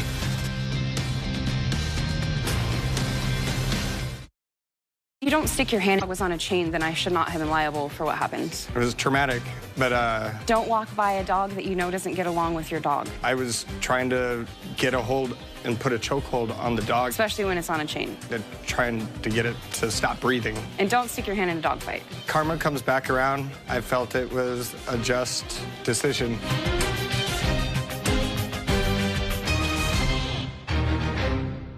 Yeah, that's some serious damage to her car. A bicycle's unfortunate meeting with an SUV. So I pulled across the pedestrian crosswalk, and he hit me. No, Your Honor, she hit me. She ran into me, which took my front tire under her car and slammed me to the side. When I see a red light, I stop. And I did. And then you went. Judge Judy. You are about to enter the courtroom of Judge Judith Scheindlin. This is Judge Judy. Motorist Keela Crawford is suing bicyclist Chad Weinbarger for running into her car at a stoplight. Order. All rise. It's case number 302 on the calendar, the matter of Crawford versus Weinbarger. Thank you. Okay. Miss Crawford, you were driving. Yes, I was. And Mr. Weinberger, you were riding your bicycle. Yes, Your Honor. And there was a collision. Yes, Your Honor. And each of you claimed that it was the fault of the other. Yes. In what jurisdiction do you live? Boise, Idaho, Ada County. Have you been riding a bike for a long time, sir? Yes, Your Honor. You're familiar with the rules of riding a bike? Absolutely, Your Honor. When you ride your bike, are you supposed to be going with the flow of traffic or against it? With the flow of traffic if there's a bike lane, Your Honor. That's what I always thought, that bicycles were supposed to go with the flow of traffic. And you realize, sir, that you are not a pedestrian on a bicycle. Yes, Your Honor. You're like a vehicle. Bearing that in mind, we're going to start with the date of this incident and the time. Ms. Crawford? The date was August 19th. I was driving home from running an errand. What time? 5:30 in the afternoon. I take care. So it was light out? It was light out. Rush hour traffic was just starting. Would you? You want me to come over here? Yes. Okay. I was on my way home. Now, this is new. The stoplight's new. This used to just be a merge lane only. Were there lights there? This day. On this day, there were lights there? Yes. Okay. Freshly boxed, new lights. So I stopped and looked right and saw nothing coming. I went to look left, but the traffic is up here, and so I pulled across the pedestrian crosswalk to look left to see if I could continue to go. And he hit me while I was in the pedestrian crosswalk. I wasn't really moving. Okay, so there was a stoplight. They put stoplights in probably a few days before this happened. Now, when you went through, is it a blinking red light? Or? No, it was a full red light. So I stopped at the stop line that's newly painted there. And then after I looked right, I tried to look left, couldn't see left. Second. But if there's a red, you can step back. If you have a red light, why are you moving at all? I'm under the impression that after you make a full stop on a red light, that you can go ahead and make a right-hand turn if it's safe. And this, like I said, had been a merge with no lights for years and years. Just a second. Well, I don't know what your jurisdiction. First of all, that's not a right turn. That's a merged lane. Well, it's a right-hand turn from Overland. It's a lean right. Okay, you can't turn right on the straight areas. That. Okay, so I was in the right-hand thing. But it used to not have a light. But it did have a 24 waist. Now it's a 37. Right. I'm sorry I don't have a 24 waist anymore, but now it's got a red light. So it has a red light, and you're supposed to stop at a red light. Okay. I noticed the red light because it was brand new. Good. If you notice it, then you stop. I did. Okay, but you didn't stop. You went into the crosswalk. No, I stopped at the white line and looked right. Then, just a second, you stopped at the white line, and then you continued, despite the fact, that's what you're telling me, you continued to go. I pulled forward into the pedestrian crosswalk. I don't know whose fault this is, but I'm just telling you, some states allow you to make a right turn on red. Some states allow you if... That's like a merged lane, because it's certainly not a right turn. But some states allow you to go. Some states say if once you stop, look both ways, you can go. But as far as I'm concerned, if I don't know and I'm in a strange place, when I see a red light, I stop until it turns green. I stopped. But then you went. Well, I was going to go ahead and see if I could make the right-hand turn, and I looked. I say that to you. You can make a right-hand turn at a red light. There's no right-hand turn there. Ma'am. Ma'am. That is a right-hand turn. No, it isn't. No, a right-hand turn is where you stop at a light and you can make a right turn on red, which is you stop the direction and you make a right turn. Right turn. Okay, well, this isn't a turn. Okay, at this intersection, you cannot make a right-hand turn like that. That is... And then I would just stay still at the red light until the red light turns green. That's what I would do. I'm just telling you. I don't know whether he did the right thing or not. But what I'm telling you is, if you have a red light, you're supposed to stop. And I did. And then you went. I tried to check left. And then you went. I checked right. There was no one. I checked left. Now, since I'm not getting anywhere with her, now, I want you to go over there and show me where you were coming from. Yes, Your Honor. I was proceeding... So you were going the wrong way. I was on the sidewalk, Your Honor. Just a second. You were going the wrong way. Yes, Your Honor, on the sidewalk. And when I came up to, there's actually a white line right here. which is where she's supposed to stop, and she said that she was there and then Don't tell me proceeded what forward. she was doing. Tell me, concentrate. So far, you're coming from the wrong direction. Yes, Your Honor. Okay. And the crosswalk signal was the white walking man for that shows pedestrians. For pedestrians. For pedestrians. Yes, Your Which Honor. you were not. No, Your Honor. And I proceeded. Off your bike to cross? I did not. I was trying to make it across quicker, just staying on my bike. Well, if you wanted to be a pedestrian and be treated as a pedestrian, which means she would have to stop you, you'd have to get off your bike and be a pedestrian. You're right, Your Honor. It's just the way I've been riding my bike for a while, and the chance of people getting off their bike just across the intersection, it's rare because it's quicker to get out of the traffic just staying on. You didn't have any traffic. You were on the sidewalk. No, I meant to stay on my bike to cross the road quickly. Now, did you hit the side of her car? No, Well, she's going to show me pictures. I have pictures as well that she ran over my bike. Well, that's okay. Did you hit the side of her car is my question. Yes, Your Honor. Which side? The right front fender. And your bike was damaged. Yes, Your Honor. She ran over my front tire and slammed me into the side of her vehicle. Okay. And can I see a picture of the damage to your car? Yes, you may, Your Honor.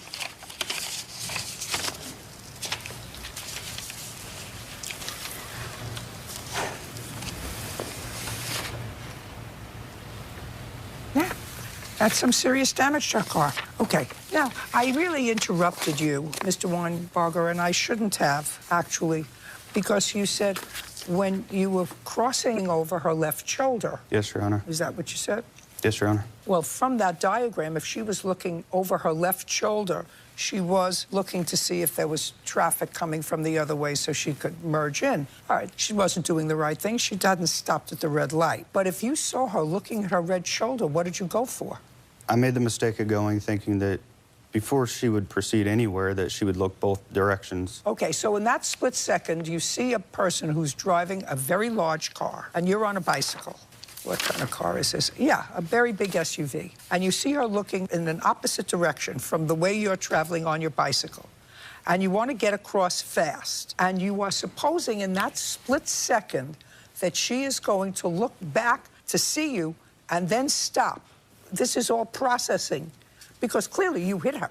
No, Your Honor, she hit me. No, you hit her. She couldn't have hit you sideways, sir. Your Honor, I You hit have her car. pictures that prove that she hit me. No, you can't prove that she hit you, sir, because she has damage to the side of her car. Exactly, It's Your impossible. Honor. No, what happened was she ran into me, which took my front tire under her car and slammed me to the side. Mr. Weinberger, that's what you say happened.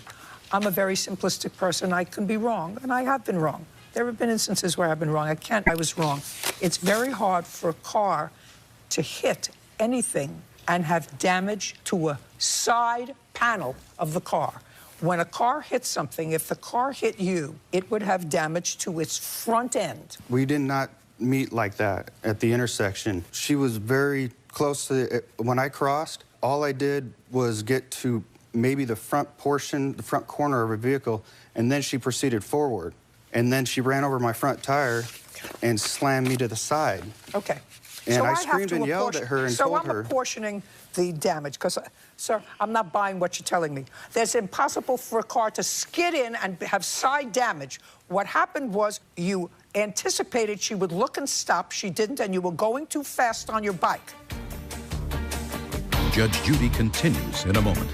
She's also supposed to stop at a red light. I stopped. No, I don't want you to say I stopped. You stopped at the right and then line. you went. Well, and then I pulled into the pedestrian. Pulling is moving. And later today, If you brought in the 2 bins after your cats, use it as a litter box, and you want me to look in there and say, well, those clothes were probably smelly to begin with, which is why it attracted my cats. Judge Judy. Motorist Keela Crawford says bicyclist Chad Weinberger ran into her car at a stoplight. Chad is countersuing for his damages and lost wages. Now, what you should have done was get off your bike if you wanted to use the pedestrian crosswalk. That's what it's called, a pedestrian crosswalk. That means you're on your peds, your feet, not your wheels. That's what you're supposed to do. You didn't do it. She's also supposed to stop at a red light. That's what I believe. I don't know Your about your Honor. jurisdiction, but I stopped. No, I don't want you to say I stopped. You stopped at the right and then line. you went. Well, and then I pulled into the pedestrian. Pulling is moving. Okay, Pulling is moving. To Do me a check favor, the don't be traffic stupid. left. I was checking the traffic left. Yeah. That's All right. why You're I going was to pay for pulled half of forward. your own damage. Can I see your bill, please? Okay. Bill right there. If you're riding a bike, sir, bikes can be as dangerous as cars. Your bill is $1,685. Your Honor, may I say something? You could say something in 30 seconds. All I want to ask is, how is it that I hit her when she was parked on my front tire? My front tire cannot be under her vehicle. Yes, it can. If Oh, yeah. I was the one that hit her, she was moving for my tire to be under it. Sir, I'm very possible for a car to be damaged on the side if it hits somebody with the front of their car. That's impossible. It was the impossible. Front of my The damage tire. on this car did not She happen didn't as a hit result me. of her She hit hitting my you. tire. $842 judgment for the plaintiff. You count the claims dismissed. We're done. Thank you, Your Honor. Parties are excused. You may step out. She proceeded forward and hit me. There's no way I could hit him. I've had to have x-rays. I was off work because of the damage. My vehicle was not moving. I was in the crosswalk, but I was stopped with my foot on the brake. People aren't as good as you think they are. I love Judge Judy. And now, the next case. All parties in the matter of Guernsey versus Heil. Step forward. Joan Guernsey is suing boutique owner Rona Heil for the value of damaged dog clothes and children's clothes. Miss Heil, I'm going to start with you. You had a consignment business. Correct. And consignment works, usually people bring in something and they're given a general idea of what it's worth, and you work out a percentage that you get to keep from the sale of the product. That's correct. And when you take possession of that property, it becomes your responsibility to safeguard it. To a certain extent. No, to every extent. It becomes your responsibility to safeguard it. Miss Guernsey had a whole bunch of dog clothes that she made. That's right. But she had 1 or 2 boxes. How many? 2 bins. And she brought them into you to sell. So you accepted her merchandise on consignment with the idea of selling it. On what date did you accept her property on consignment? I accepted on consignment on July 5th. However, I was clear about the fact that it is still her property. That was in the contract. I don't care what you were clear about. It is, of course, it's her property, but you accepted it on consignment. Therefore, you are responsible. You're not responsible if there was an act of God and the building was taken by an earthquake, flood. It would not be your responsibility. But you're responsible for ordinary care and reasonable care with regard to someone else's property that you have accepted into your custody. I'm telling you that that's what the law is. You're not responsible for natural disaster, but you are, in fact, responsible if your cats use her 2 bins as a litter box. That's your responsibility. It's which not is my what happened. responsibility if the clothes were misrepresented. Just a second. Well, you can't tell if the clothes were misrepresented because you accepted them, and it's your business, so that it's your responsibility to look through the 2 bins, and it's not new, it's not clean, whatever you were accepting on consignment. You accepted it, and then your cats used it as a litter box. Your defense is your cats used it as a litter box because the clothes were dirty or smelly to begin with, which, put your hand down, which attracted the cats. That is correct. Well, there's no way to know that, madam, because now the cat's urine is all over the clothes and it stinks from cat urine. Judge Judy continues in a moment.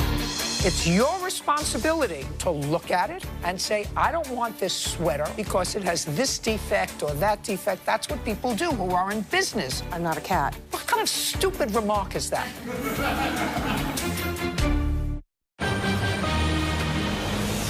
Real cases, real people. Judge Judy. Joan Guernsey is suing boutique owner Rona Heil for the value of damaged dog clothes and children's clothes. Now, it's your responsibility when you're taking the property to look at it and say, I don't want this sweater, I don't want this blazer because it has this defect or that defect. That's what people do who are in business. But I'm not a cat. Excuse me? I'm not a cat. What kind of stupid remark is that?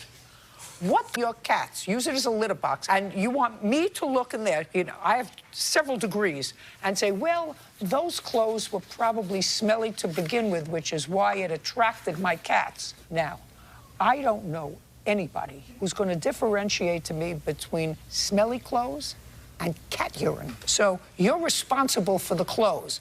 Now, the issue is, how much are they worth? That's the issue. And you were consigning these things to her because you couldn't sell them.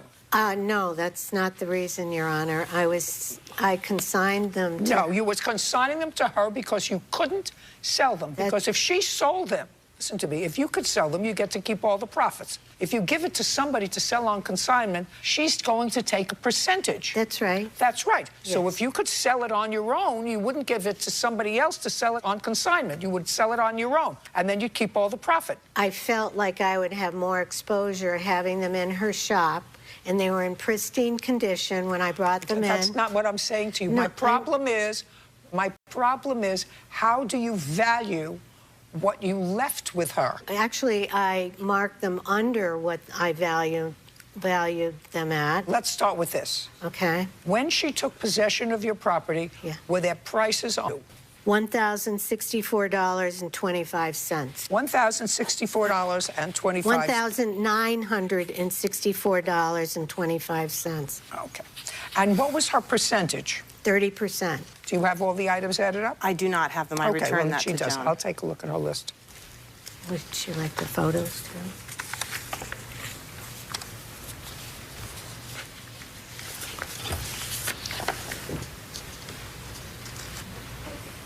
Did she give you this list? I do not recognize that list, Your Honor. What did she give you? She when gave she gave me you all a of the list things that had items the dog clothes, and it had prices next to it. Okay, well, that's a list. I don't know if that is the list. That doesn't look well, like the list. Well, if you had yours, you could look at it. Do you have yours? I do not.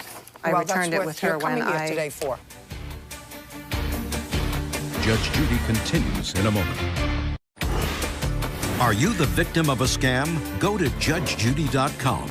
Like us on Facebook and follow us on Twitter. Okay.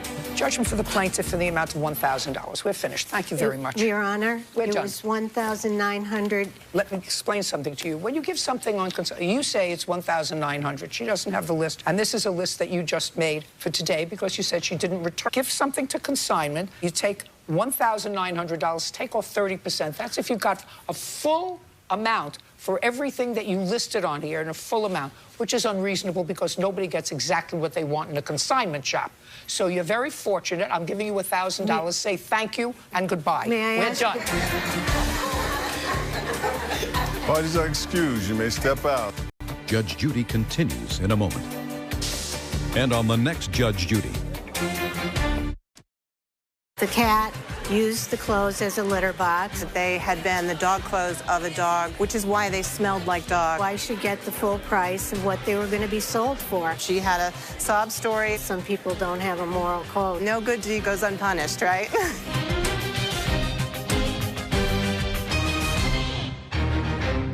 They were excellent tenants. Yes, they were. Good feelings quickly melted away. What happened was all the electricity got shut off in September. Nobody knew why. I have 6 kids. We had 3 freezers worth of food that went bad. And the reason gave them a jolt. They did not get electric bills because your son had rigged the electric. The month prior to him moving out, yes, ma'am. They should actually arrest him for theft of services. Judge Judy. You, Scheindlin. This is Judge Judy. Donna Moeller is suing her ex-tenants, Jessica Pitzer and her fiancé, Darren Day, for electric bills due to illegal wiring and unpaid rent. Order. All rise.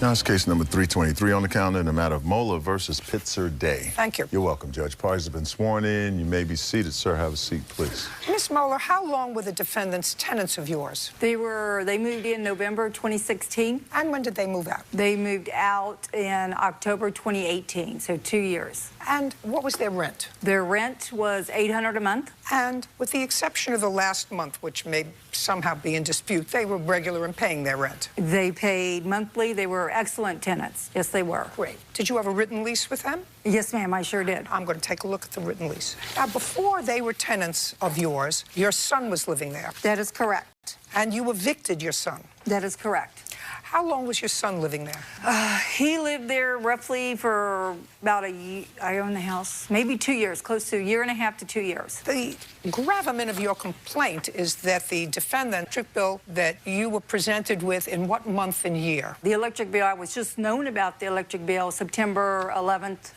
2018. Now, am I reading between the lines correctly that someone had rigged the electric? Actually, yes, ma'am. Actually, just a second. It's not that you're alleging that the defendants got electric bills every month that they didn't pay. Is that correct? They did not get electric bill. That's correct. And they did not get electric bills because your son had rigged the electric. That's the month prior to him moving out. Yes, ma'am. Whatever it was, your son rigged the electric. That's correct. So defendants paid their rent. Correct. Did not get any other bills. Or did they? Did you receive any bills? No, ma'am. What? The lease specifically states that they are responsible for all utilities. Just a second. When they get a bill, I don't care what it says. When they get a bill, they're responsible for the utilities. If you don't get a bill, what do you do? What do you send? You call me. What do you send?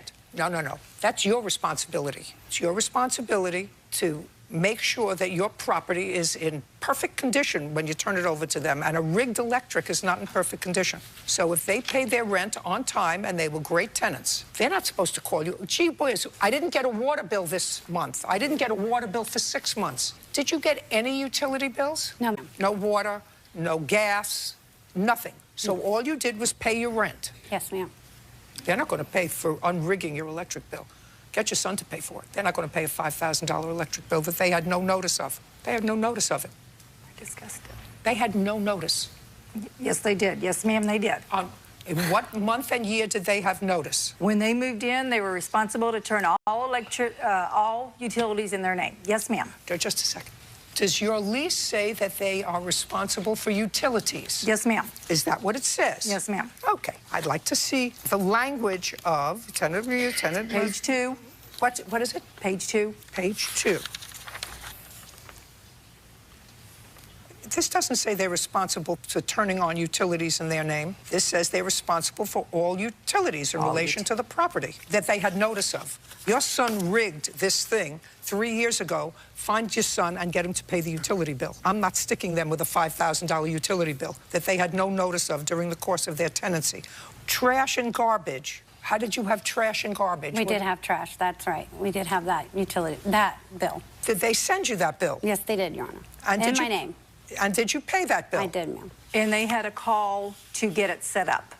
Then they did. Then they called to get, sorry, your son rigged the electric, get your son to pay for it. They're not paying $5,000 electric bill that they had no notice of. Not happening. Okay. They have a counterclaim. I do. I don't think you want to deal with the counterclaim. I don't think you want to deal with the counterclaim, because what happened was all the electricity got shut off in September. Nobody knew why. Yes. Nobody knew why. And it turns out when they did an investigation, they found out that your son had jimmied the wires and had scammed the electric company. They should actually arrest him for theft of services, actually. But they had to go to a hotel. And you were inconvenienced. You had to go to a hotel for a few nights. But you didn't pay rent for that month. It was a month. You didn't pay rent? For September, we did. The month we were out of our home, we did pay rent. Did you stay there in October? 2 days in October, yes. Okay. And we were out all our food. I have 6 kids. We had 3 freezers worth of food that went bad. They moved out October 21st. I don't think that the plaintiff can find that I can't find on her behalf that you're responsible for electric, for this $5,000 bill that you had no notice of on a periodic basis. That's her responsibility, and if her son did the wrong thing, she's got to take responsibility for that, not you. But I wouldn't push it with a counterclaim. Do you understand? Because in actuality, if you think about it, let's say you got a nominal electric bill, for $100 a month. Yes, ma'am. Right? That's $2,400. And that would be a nominal electric bill, correct? Yes, ma'am. That you didn't pay. Your Honor, I do have a lease here that says we are not responsible. And this is the most current lease. Oh, I'd like to see it, just for... It's highlighted.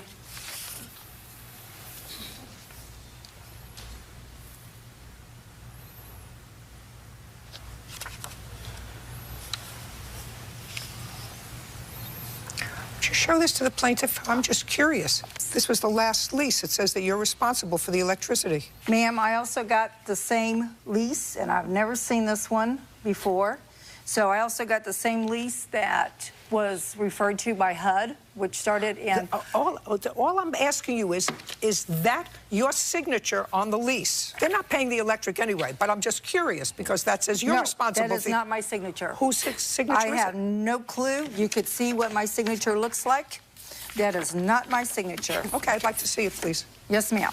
I'd like to see actually, the paperback. here's what I'm... This is what I look... Here, right here. No, This is just the a year second. before. Bird, let me have the original back, please. She did. This is the year before lease. This is her signature. I'd like to see it. The one that's filed with HUD in the state of Ohio. I did sign that one. Well, that's the same. Whatever. I don't have to even be a sleuth. Then, your son's responsible for rigging the electric. They're not going to be held responsible for the electric. I'm just dealing with their counterclaim now. Your Honor, I also have audio of her harassing us, trying to get us to sign a new lease saying that we would pay the entire electric and give her my 2019 tax return. Well, I'd like to see what you think is harassment. Go ahead. I mean, I told Jessica I'd rather her deal with this than me, really. Why do you think I wanted to make this a budget accident in front? That's why I just said Jessica can't be here right now. But I wanted to meet with you. No, but the thing is, first thing in the morning, it's going to have to happen. When? Monday through Friday. If we was at our house, we could just walk to your house. Then? I should not have even done this, and I could just, they don't have to turn it on. I need signatures. I'm not going to do it right this second. If Jessica's not here, so you're telling me she has to give you her... She's agreed to this. She never not told... to what I'm saying. Listen and calm down. Listen. I am calm and I'm listening. Listen to what I'm saying. Don't tell me what I'm not. I'm calm, I'm listening. I can hear everything you're saying. You are, then why aren't you getting it? It's simple. Getting what? You're telling me Jessica's going to give Scott, you her income Scott, tax that is check. not what I said. Turn it off. That's not harassment. That's an argument. Your counterclaim's dismissed. So's your claim. We're done. Thank you. Parties are excused. You may step out. I'm really good with it. We trusted her, and that was a mistake. I hope they've learned a lesson from this. Her son hooked up the electricity illegally. Maybe I don't need to be trusting people. Be careful who you trust. And now, the next case. All parties in the matter of Bean versus Pompey. Step forward. Kevin Bean is suing his former business partner, Kyle Pompey, for his wages that were garnished due to unpaid rent on a business space. Mr. Bean, this is, generally speaking, what your lawsuit is about. You and the defendant were in business together, some sort of photography business, and you leased a space for 12 months. And that was several years ago. Yes, ma'am. Business didn't work out. You parted company. And then sometime last year, according to you, you started to get demand letters from a lawyer for back rent on this very same place. And you did nothing with those letters. All of a sudden, your wages are attached. You get no notification of a trial. You get nothing. All of a sudden, the next thing you know, your wages are attached. Is that what you're telling me? No, ma'am, that's not true at all. All right. So when did you get notice that there was a pending judgment? In August of 2016. Do you have a copy of that? Yes. I'd like to take a look at it. This is the demand letter that was sent to both me and Kyle. And that's just a record of when... No, I just want to see... Okay. I see, district court. This isn't a demand letter. This is from the court, from the district court. Correct. Okay. So what did you do with this? When I got the notices, I immediately texted Kyle for him to take care of it. And he said... Why don't you take care of it? Because after 2 months, I was no longer a part of the studio. It doesn't matter. There was a case against you. You seem like an intelligent person. Oh, absolutely. I paid the balance in full. No, that's not an intelligent person. Judge Judy continues in a moment. I have a problem with somebody who gets notice of a judgment almost 3 years ago, does nothing, and then this year starts a paper trail of asking him for the money back. It doesn't sit well with me. Real cases, real people. Judge Judy. Kevin Bean says, former business partner, Kyle Pompey, he stopped paying rent on a business space. Okay, if You got this, you sent it to Kyle, and he says, well, I'll take care of it. I mean, I wouldn't let somebody else take care of it. You have to report. They tell you to come to court. If you don't come to court, there's going to be a judgment entered against you. So why didn't you go? I honestly trusted his word that he would take care of it, and, you know, we were friends. Well, he clearly wasn't a real friend. Prior to receiving this notice, when was the last time you saw him? I saw him in the beginning of January. Of what year? 2016. In the last 6 months, when did you see him? I haven't. In the last year, where have you seen him? I haven't. In the last year, when have you spoken to him? Through text message. I'd like to see them.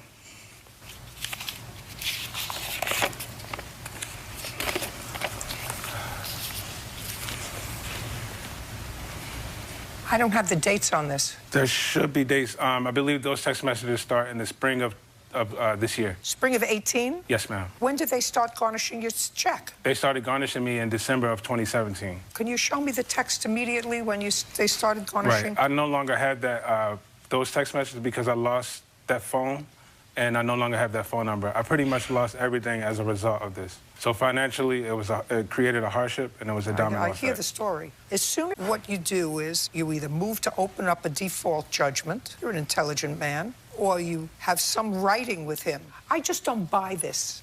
Mm-hmm. I have a problem with it. I have a problem with somebody who has a lease 5 years ago, gets notice of a judgment almost 3 years ago, does nothing but sit there and allegedly pay off the whole judgment themselves, and then this year starts a paper trail of asking him for the money back. I just don't get it. It doesn't sit well with me. Well, we were friends. I trusted his word. You weren't friends. You had said you hadn't seen him in a year. I mean, when I first tried to recoup my money, you know, I texted him immediately. There was no period where I waited. I texted him immediately. He said that he would take care of it, and I trusted his word for it. Well, he didn't take care of it. So, Mr. Bean, I really have a problem. And I have a problem because you look like an intelligent guy, you sound like an intelligent guy, and you want me to believe that you allowed them for 2 years to take out of your salary this amount of money that you didn't owe, and you have no proof of communications with somebody who you say was your friend and you trusted. I have a problem with that. But I do. The text message that I showed you is conversations throughout the past year about recouping the money. I don't care about this past year. They took the money out, not this past year, according to you. This is April 2006. District Court of Maryland case is April of 2016. That's almost 3 years ago. Judge Judy continues in a moment. You are responsible for this entire rent. How? How? Because you were there and he wasn't. But his name was still on the lease. I don't care whether his name is there. His behind wasn't there. Yours was.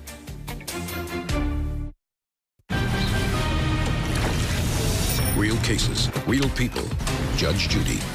Kevin Bean says former business partner Kyle Pompey caused his wages to be garnished when he stopped paying rent on a business space. Okay. When did they start to garnish your wages? December of 2017. How much did they garnish? I paid a total of $72.70. Show Here's me. my notice of satisfaction. I want to see it coming out of your salary. Okay. I have every paycheck. I'd like to see it.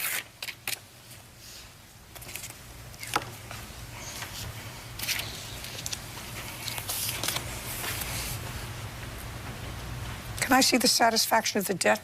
Yes, ma'am.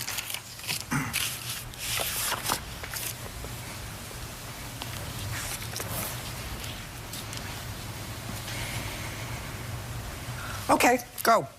Kevin Bean and my scene, I'm a photographer. Got it.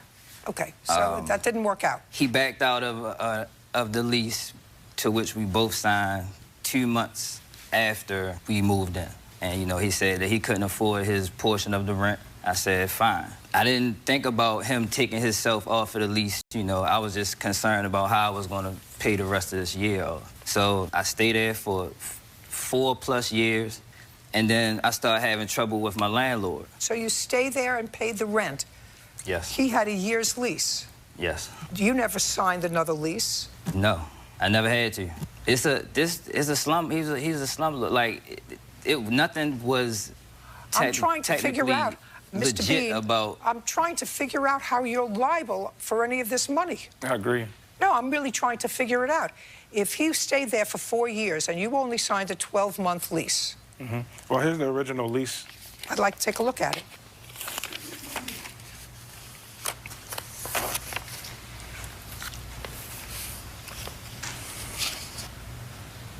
Oh, well, did you ever tell them that you were moving out and that you were terminating the lease? No, ma'am. Well, according to your lease, it says that you had to give them notice. Otherwise, if you were staying, that if they don't get more 1 year further term, if the tenant stays. As far as the landlord knew, the tenant was staying. When did you stop paying rent? 3 months before I moved out, which was late 2016. Well, then you are responsible for this entire rent. How? How? Because you were there and he wasn't. But his name was still on the lease. I don't care whether his name is there. His behind wasn't there. Yours was. Judge Judy continues in a moment. Have you been cheated? Go to judgejudy.com. Like us on Facebook and follow us on Twitter. Okay. You say he moved out 2 months into the lease. You continued and you stayed there for 4 years. You stopped paying rent in the 4th year. He wasn't there. If this rent had accrued in the 1st year after he moved out, I say, you know what? You both signed the lease. That's it. But you stayed and had benefit from the space. And as a matter of fact, you stayed another 2nd year and a 3rd year and a 4th year. By the 4th year, it was just you there. By the 2nd year, it was just you there. This is all your bill. Factually, he was still on the lease. Don't say it again. Said. Listen, I just explained it to you. I just went through 3 minutes, and I have a little bit of a... Who's not to somebody who doesn't look unintelligent. So if I say to you, your behind was there in year 4, his wasn't. You chose to extend the lease to make it a renewable lease by just staying and not giving any notice. Maybe you gave notice. Did you give notice that you were staying? No. No, so you just stayed and the landlord let you stay because you were paying rent. And then you stopped. You stopped paying rent, but your behind was still in the premises. I stopped paying rent for a reason. Who cares? It has nothing to do with him. But what I don't understand is, if this was in 2016, that's 3 years ago. When did you first sign this lease? I think 2011. Oh, I see. So you were there until 2016, so now I understand it. I got it. Judgment for the plaintiff in the amount of $5,000. We're finished. Thank you. Parties are excused. You step up. Judge Judy continues in a moment. And on the next Judge Judy. I think the decision was fair. I feel like I was only responsible for half. Very traumatic for me. I wouldn't want anybody to go through what Kevin said he went through. I lost my place, my car, fighting for custody for my kids. I guess justice was served. I'm just glad it's over. He's a good guy.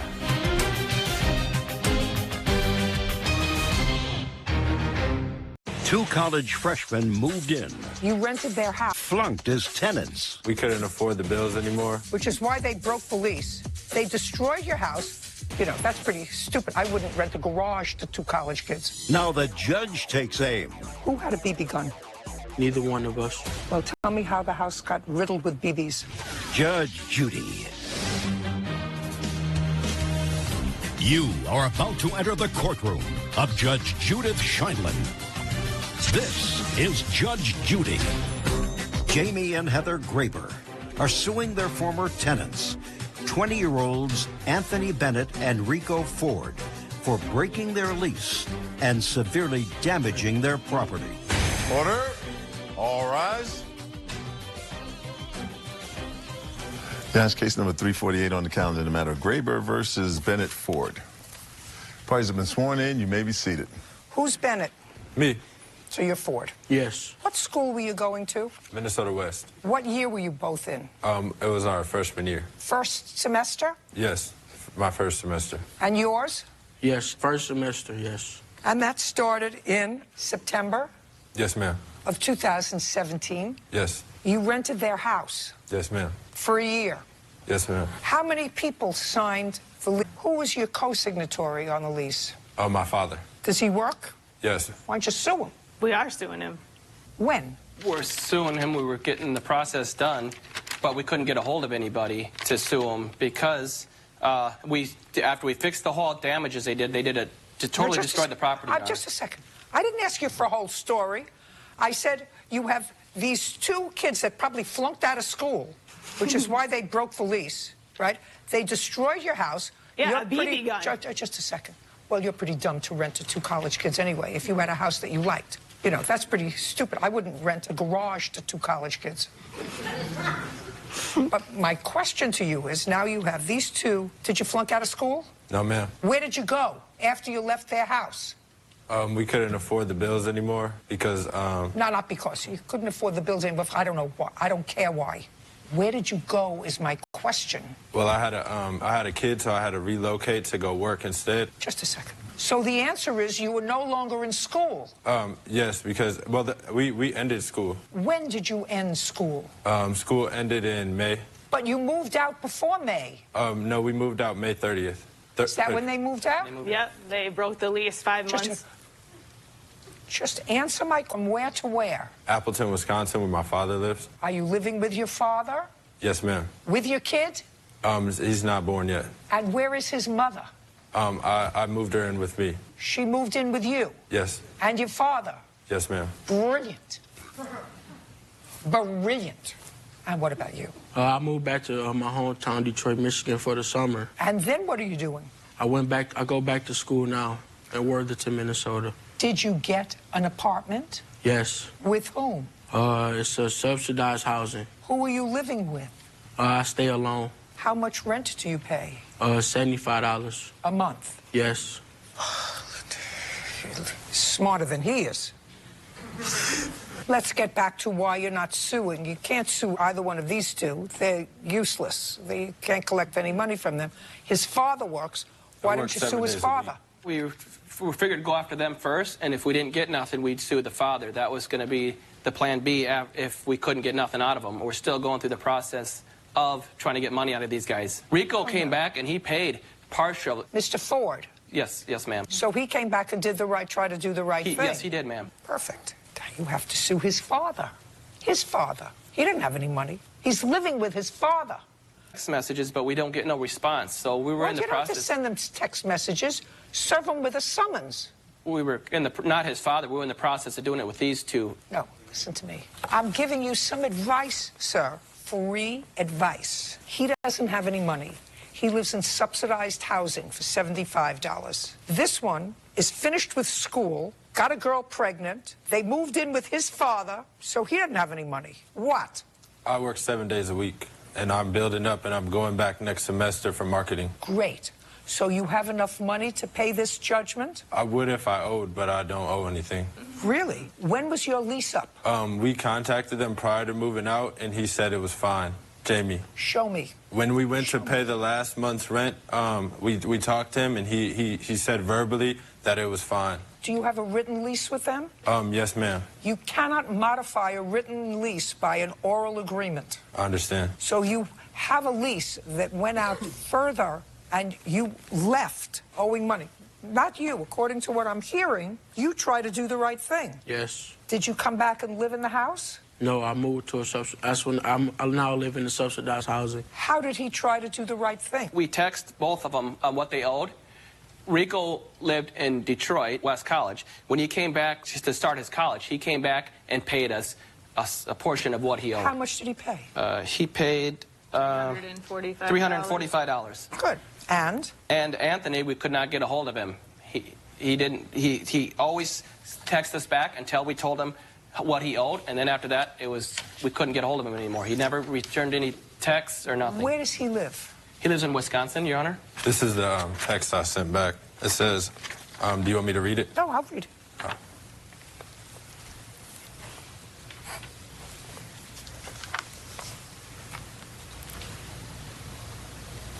Mr. Ford, I want to ask you this question. Yes. When you came back and you were playing football, and you, I assume, had some money, did you work over the summer? No. How did you get $345? My mother paid. And when you paid them the $345, did they say you were even? Yes. They said you were even? Yes. Who said you were even? Jamie.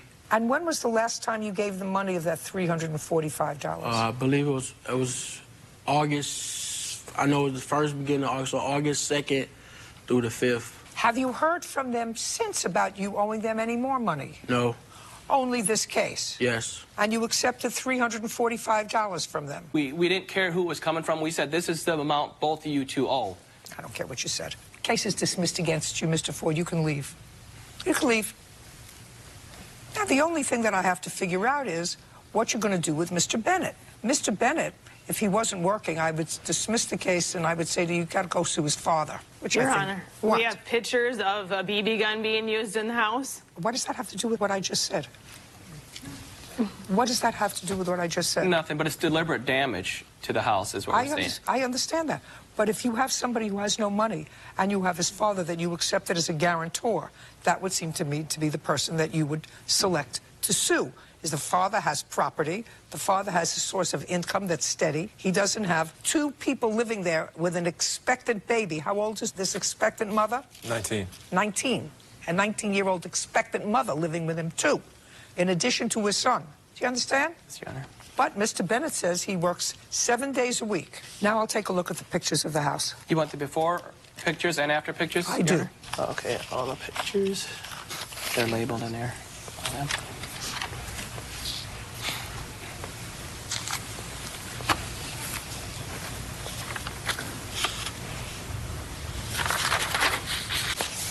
I want you to look at these pictures, Mr. Bennett. I just want you to tell me if these are pictures of the house that you rented.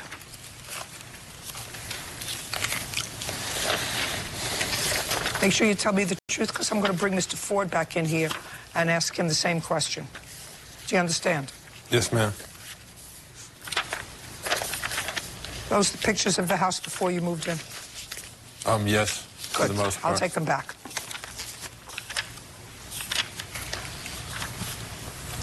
Would you bring Mr. Ford back in here, please?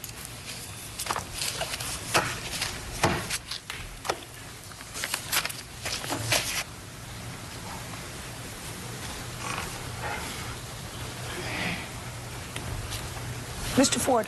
Yes. I want you to understand that the reason you move away from him a little bit over. I want you to understand something. The reason I've called you back in is not because I'm reversing my decision. The case is dismissed against you because you paid them a certain amount of money and they accepted it in satisfaction of what the debt was. Yes. With regard to you. But I have some questions now based upon some new evidence that I've seen. Yes. And it's very important for me, and I think that you're being truthful with me, and I want you to be truthful with me. You and Mr. Bennett signed the lease with a guarantor. Yes. How many other people? Bennett. Anybody else stay there more than overnight? No. Who had a BB gun? Neither one of us. Well, tell me how the house got riddled with BBs. I have no idea, Your Honor. You have no idea? No. I'm looking at a house that was destroyed by BB gun. Your Honor, the doors had lock problems. The windows wouldn't even close. They had locks that weren't. There are new windows in the house. Shh. I didn't ask you anything. I just showed a picture of what the house looked like before the two of you moved in. Mr. Bennett acknowledges that this is what the house looked like before the two of you moved in. When you moved out, the house was a disaster. Now, let's talk about this first. That look familiar? Judge Judy continues in a moment. Explain that to me. I thought Anthony was going to clean it out. And you? There was no more room in the trash, and you can't fill it over, or else they won't accept the garbage. Pigs do this, not people. And later today, when you moved in to Mr. Prue's apartment, you gave him nothing. I gave him nothing, and I was going to pay him for the month of September. And you were taken out and arrested before September? Yes. Perfect. Real cases, real people.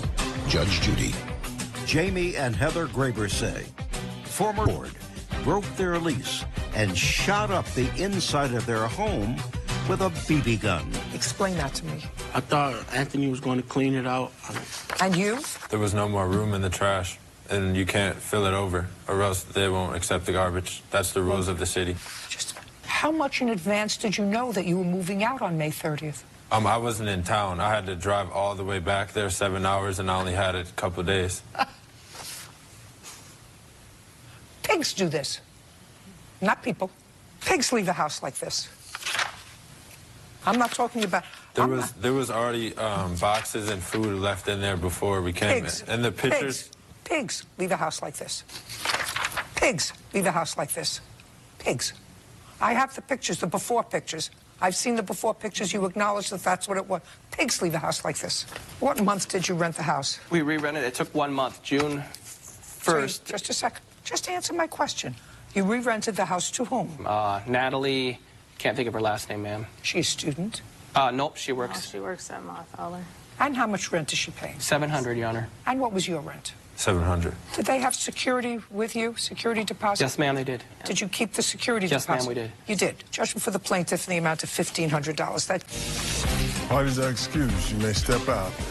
I guess I'm happy with it. I mean, I feel that we deserved it. We had some pretty excessive water bills and stuff that hindered us from being able to help out, and it kind of hurt us really bad. There was so much damage, we didn't know where to start. I didn't do any of the damages. I don't see how they could even have a case saying there was no babies in there. I don't know what could happen. No more college kids.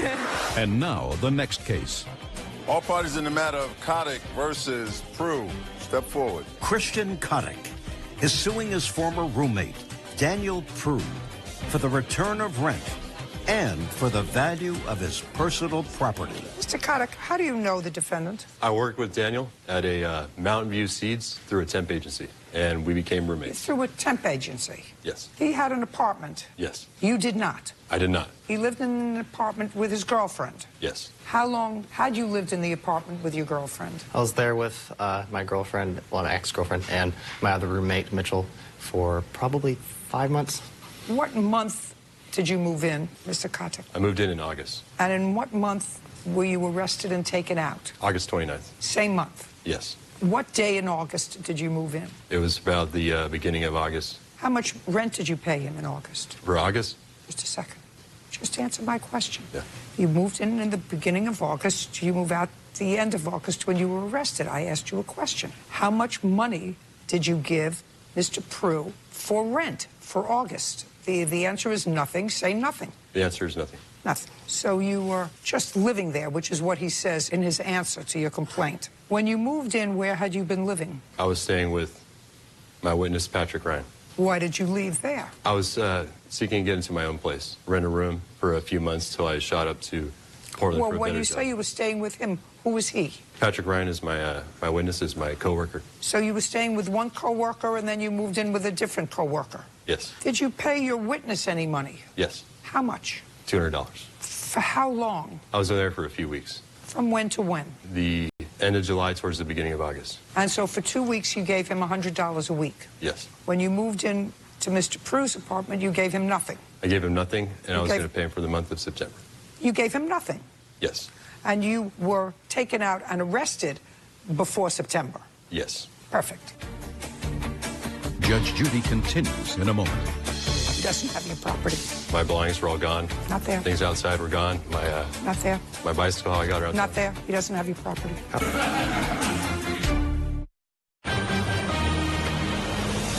Real cases, real people. Judge Judy. Christian Kotick says his former roommate, Daniel Prue, owes for the return of rent he paid and for the value of his personal property. Now, you were arrested on what date? August 29th. There was an altercation in the apartment. Yes. You were removed from the apartment, and there was a restraining order so that you could not go back to the apartment. That's correct, Your Honor. Ultimately, the charges against you were dismissed. Yes, Your Honor. No plea. No plea. No action was taken. But dismissed. On what date were you released from jail? It would have been August 30th. Where did you go on August 30th? I became homeless after that. I was on the street. When were you evicted from the apartment? October, it was supposed to be October 1st. What do you mean? What does that mean? It's supposed to be October 1st. It was October and November. They were No, they're 2 different months. on October 1st. Were you out on October 1st? I was out on November 1st. They gave me an extension for 1 month. What property did Mr. Kotlik leave behind? He left all his belongings, including clothes, equipment for music, probably paperwork that he needed. When for the first time did he ask you for his property? I had, because I didn't want his number on my phone, asking him, can he get his stuff? When for the first time did he contact you to get his property? He did not contact me. When for the first time did you contact Mr. Prue to get your property? October 6th, Your Honor. Why? After my court date, I contacted the district attorney's office to make sure I had a no contact order was lifted, and I contacted the There was police no contact order in favor of whom? in favor of Daniel. Mr. Prue. Yes. He doesn't have your property anymore. He does not have my property anymore. No. I believe it was sold or stolen. I don't know. He doesn't live there anymore. He's not responsible for your property. Do you know where his property is? I took it to Goodwill. I was moving, and I didn't want it in my person. On what date did you take it to Goodwill? Around September 22nd on that week. He doesn't have your property. Doesn't have my property. No. I returned to retrieve my belongings with my witness, Patrick Ryan, and my belongings were all gone. Not there. Things outside were gone. Not there. My bicycle, how I got around Not town. there. Nothing. Nothing. He doesn't have your property. I don't think I have to owe him anything. I didn't ask anything. My apologies. Yeah, I didn't ask anything. Judge Judy continues in a moment. Have you been cheated? Go to judgejudy.com. Follow us on Twitter. Your property, your responsibility. You have a no-contact order. He doesn't have a no-contact order. He could have gone to get your property. You're not even a tenant there. You paid not a penny in rent. There's no reason why he couldn't have gone. He went with you to get your property. Isn't that what you told me? You went he with could have me gone. Just a second. He could have gone there before to get your property. I contacted the police and the sheriff to see if I could get a No. writ of assistance. Don't tell me what the police and sheriff did. He could have gone to get your property. He's not paying for your property. After I became homeless and I had to find a place to stay and to store my belongings, I ended up be able to get into the Salvation Army, and then I found work for another company. I had to get back on my feet and stable, and replace my clothes, my belongings, and the means to work clothes. He's not paying for your property. He's not paying. No. Should have sent him for your property. Should have sent somebody else for your property if you felt that you couldn't get your property and if it was valuable. He has under no obligation to store, keep, maintain, or move with your stuff. I believe I'm owed the return of my possessions. Sorry. That's it. Parties are excused and they step out. Judge Judy continues in a moment. And on the next Judge Judy. I paid the defendant rent for September. Got what I wanted. We got into an argument. I was sleeping. His girlfriend had a problem with me. He was on drugs. Asked me to leave. I agreed to it, and they continued arguing, and they called the police. And I tried to subdue him, take him to the ground. I didn't have any conflict with his girlfriend on my end. Couldn't have any good composure, any decency. I'm not going to get any of my possessions back. He didn't get what he wanted. There's definitely no longer a friendship. It's over now.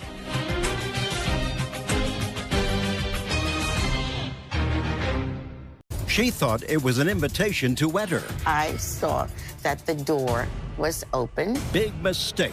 I want you to tell me how you got bit by his dog. The dogs came, and I'm standing right in the middle, right there in the path of them, and they started to attack me. You went to the hospital. What happened to you? I was in deep shock to see those dogs jumped on my mother-in-law and mauling at her.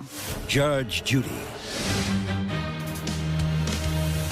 You are about to enter the courtroom of Judge Judith Scheindlin. This is Judge Judy. Blanche Dawson and her daughter-in-law, Karen DeMar, are suing their former tax preparer, Tyrus Jones Sr., for medical costs and pain and suffering due to a dog attack. Order. All rise. It's case number 216 on the calendar in the matter of DeMar Dawson versus Jones. Thank you. You're welcome, Judge. Parties have been sworn. Karen. And you're Miss Dawson? I'm Miss Dawson. This is your daughter-in-law. Ms. DeMar, was it your taxes that the defendant was doing? In the beginning, yes. Was he also doing your taxes? Yes. How long have you been a tax preparer? I've been assisting people with taxes for well over 20 years. Is that what you do as a full-time job? No, I work for the federal government. In what capacity? I'm a health IT specialist. What particular training do you have in tax preparation? I just started doing taxes at an early age. So you have none? You have no formal training in No tax? formal training. In tax That's preparation? correct. You were referred to him? Yes, I was. By whom? Wallace. He's a friend of mine. When did you see him and give him... March the 10th. And you? I saw him after. You saw him after, so you went at the same time? We did go at the same time. Okay, yes. so you saw March 10th and gave him the paperwork. How much did you charge each one to prepare their taxes? Well, I charged Mr. DeMar $200. 200? Yes, ma'am. And Miss Dawson? She didn't pay anything. I was going to do hers for free. Why? Because initially I was going to charge her $200. However, I wasn't able to complete the taxes when I had told Mr. DeMar that the taxes will be completed by April. But she kept persisting and calling, so I had other people that I was assisting them with. So I was going to, actually the date that I first saw them was March the 5th. Handling anybody's taxes that are complicated since you have no training. I assume it's as simple as people who don't know how to fill out the forms themselves. You do it, and they're simplistic. There's nothing complicated about their tax return. So if you saw them on March 15th, one, you charged $200. Yes, ma'am. Correct? Yes, ma'am. And paid $200. And the other you charged nothing because you didn't do their taxes. That's correct. You did Mr. Marr's taxes. I was doing them. I hadn't completed them. I told her on the 30th of March that I would have them complete the following day, which was March the 31st. Yes. And? And this is when the occurrence happened with the dogs.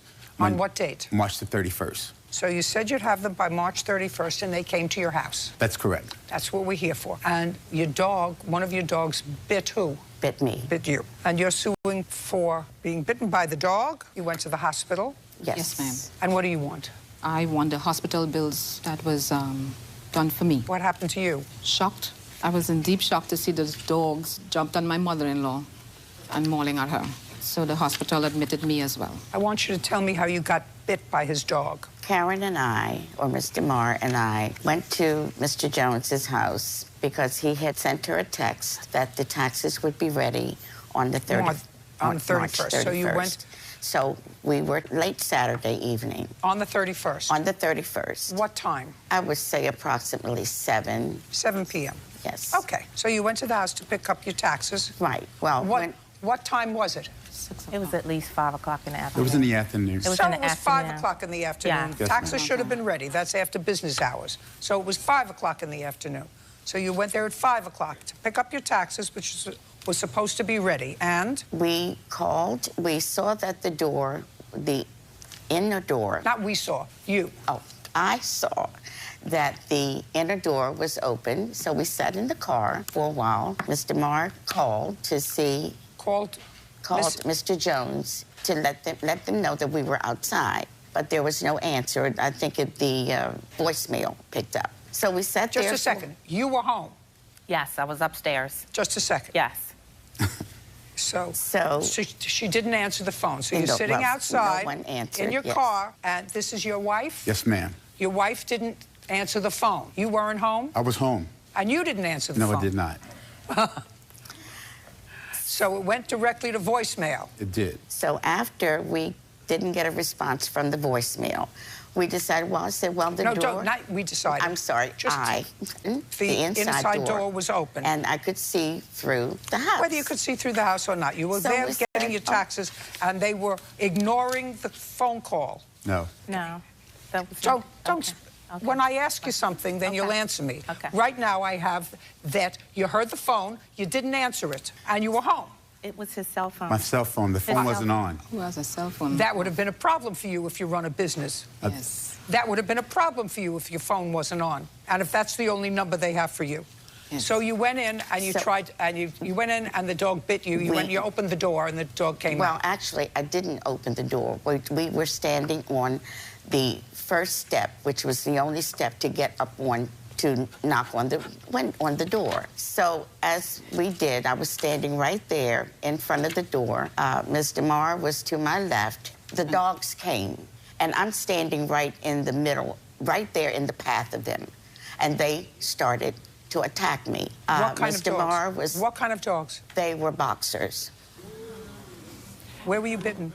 I was bitten on my hand, my right breast, and my right side of my stomach. You have a medical report for me? I have them from... I would like to see a medical report. Yeah. And I have... The pictures are in there also.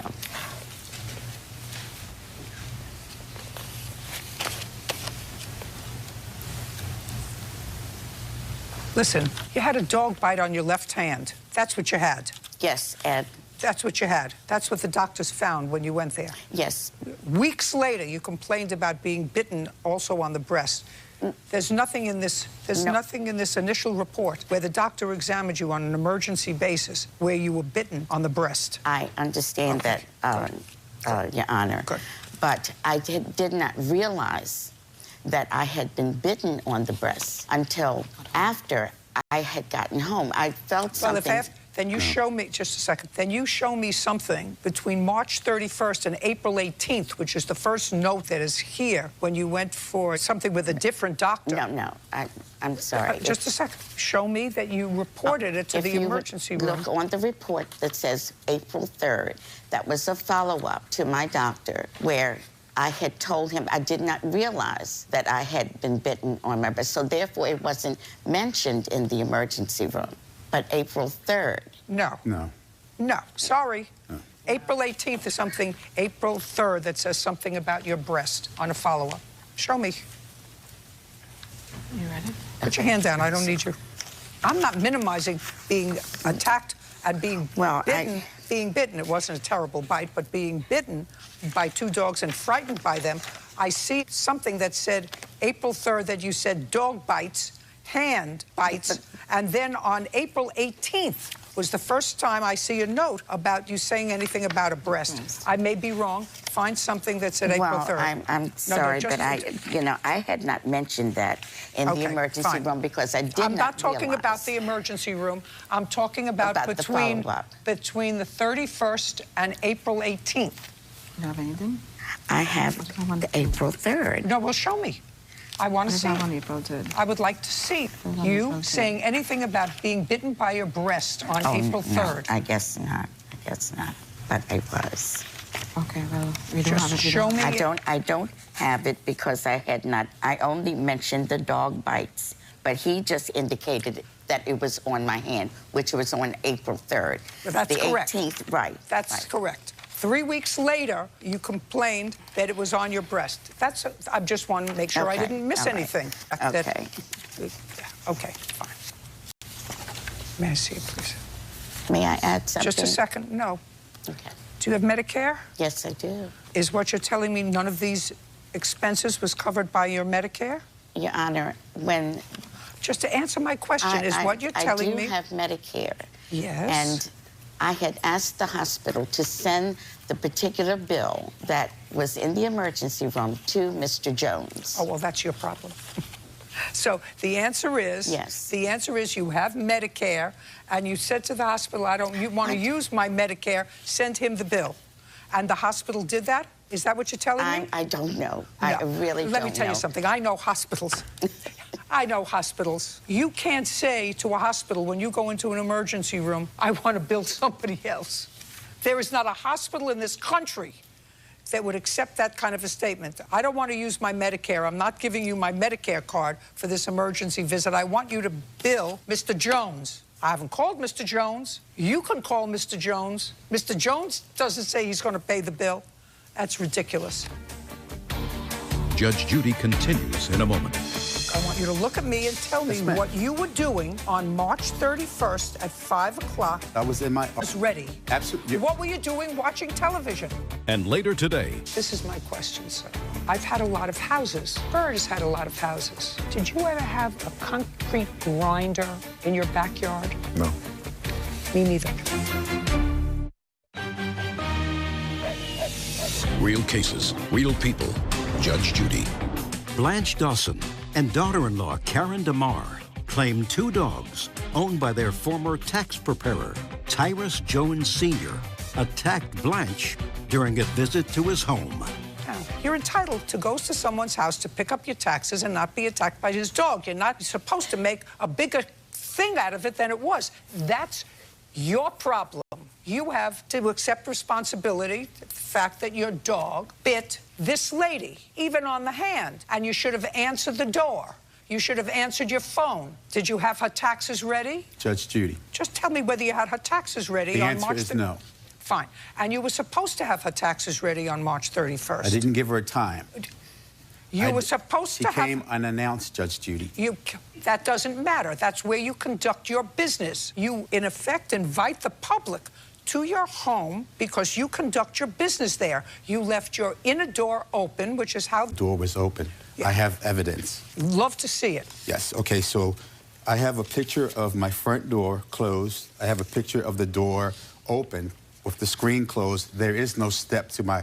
The only step is to step up into my house. Which is what are you telling me? What I'm saying is... She came in. She came in the house. And said hello. She said hello. She stepped in the house, opened my door. That is not... And then the dog... That is not correct. She's been in my house 3 times. The first time announced, she came, okay? When I acknowledged that she was coming, I put the dogs up in the cage. When someone comes to our house, we put our dogs up in the cage. The second time she came, on the 24th of March, I was out of town. I had no knowledge that she was coming. When my wife looked out the door and saw them, my wife took the dogs and put them up in the cage. That's our practice. We have people come to our... I have it chronologically so I can show you.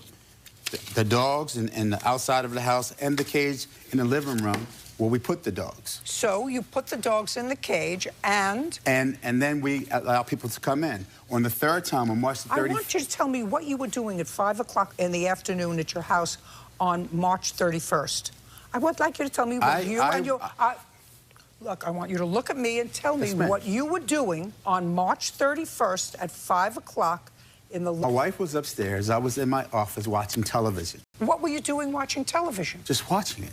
You were supposed to have her taxes ready on March 31st. Absolutely. What were you doing watching television? You're right. I was supposed to have her tax them, but I didn't tell her a time.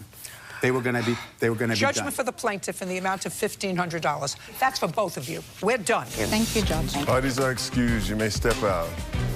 They walked into my house knowing that I have dogs. Their paws pushed open the door. Came unannounced, and my dogs attacked. I was in shock. I just think they are out to get money. I will never recommend anybody to do taxes with that gentleman. And now, the next case. All parties in the matter of Bradley versus Smith. Step forward. Dayon Bradley is suing Daquan Smith for hospital bills and lost wages after he lost a digit on his finger while helping Daquan move equipment. Mr. Smith, what kind of company do you have? It's a construction company. What's the name of it? S&J. How long have you had it? 8 years. How many employees do you have? Approximately 4 full-time employees, and then I have about 5 or 6 employees that I part-time. Do you have workman's compensation for your 4 full-time employees? Yes. And your part-time employees? Yes, I have workers' comp and general liability insurance for my company. Mr. Bradley was injured while doing a job with you. I had a machine that I was selling, and I have a picture of the machine. I'm sorry. When you say you weren't working, what kind of piece of equipment was it, Mr. Smith? Concrete grinder. This is my question, sir. I've had a lot of houses. Bird has had a lot of houses. Did you ever have a concrete grinder in your backyard? No. Me neither. Judge Judy continues in a moment. We weren't working. We were simply putting the machine on the pallet. It's either your home or your business. If it's your home, it's your homeowner's insurance. If it's your business, it's workman's comp.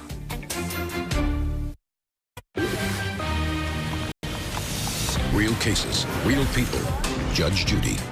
Dayon Bradley says Daquan Smith owes for hospital bills and lost wages after he lost a digit on his finger while helping him move a piece of equipment. So tell me what you were doing with the concrete grinder in your backyard. Stop playing with papers, Mr. Bradley.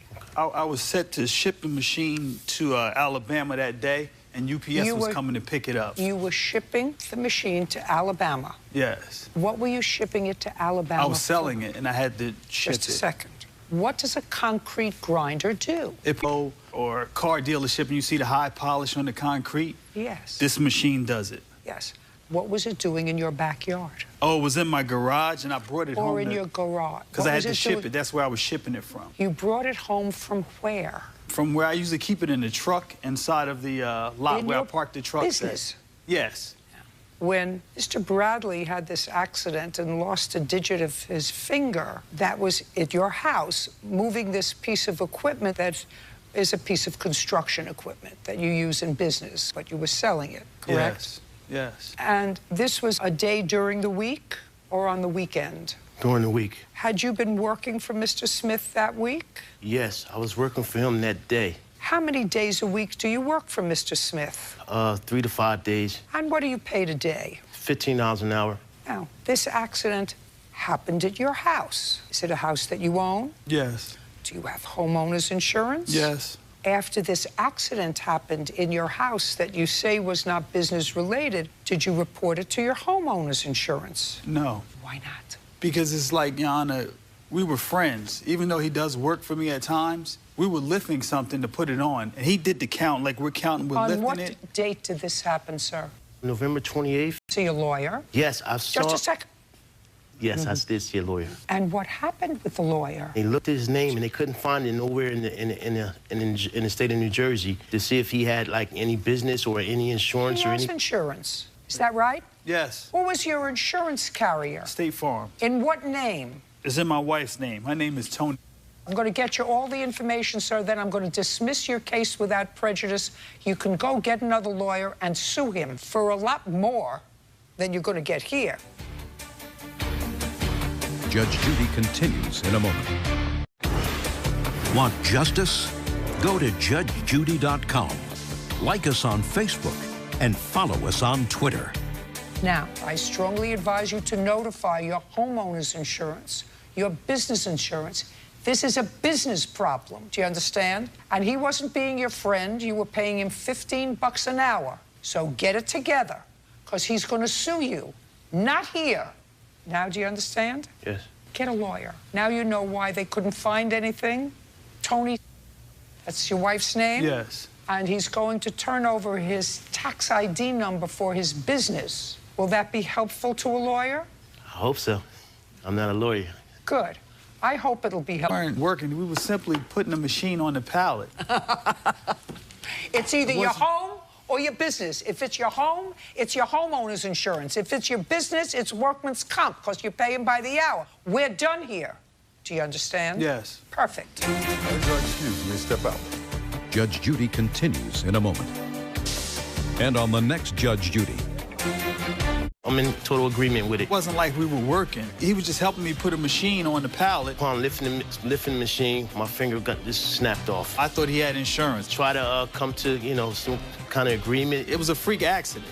You know, it wasn't intentional.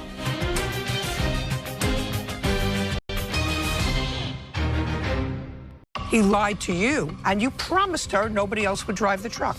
His unlicensed friend got the keys. What did he say to you? He said, sure, you can drive as long as you do not go fast. And the result was pretty predictable. She crashed it into the school. How much is that damage? A few dollars short of $10,000. This time, the car was destroyed, and the school was destroyed. Judge Judy. You are about to enter the courtroom of Judge Judith Scheindlin. This is Judge Judy. Son's friend, Lynn Burleson, and his ex-wife, Tiffany Burleson, for the value of a totaled truck. Order. All rise. It's case number 311 on the calendar, the matter of Thompson versus Burleson. Thank you. Parties have been sworn in. You may be seated. Folks, have a seat, please. Miss Thompson, which one of these two young men is your son? Matthew's in the green. You can stand up next to your mother. You're Haley? Yes, ma'am. Could you stand up next to your folks? Thank you. Neither one of you was present at the time that this accident took place. No, Your Honor. But according to what I read, your son was driving your car. Yes, ma'am. Which you let him take to school. Yes, ma'am.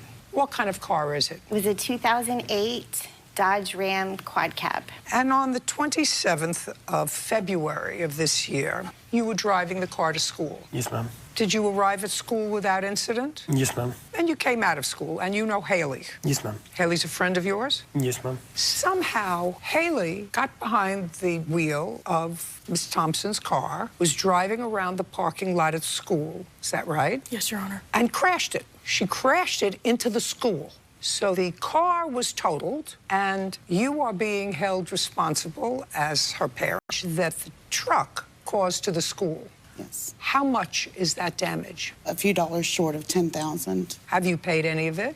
Yes, ma'am. We've been paying on it monthly. And how much did you pay for the truck that your son was driving? We paid $7,500 for it. And it's totaled.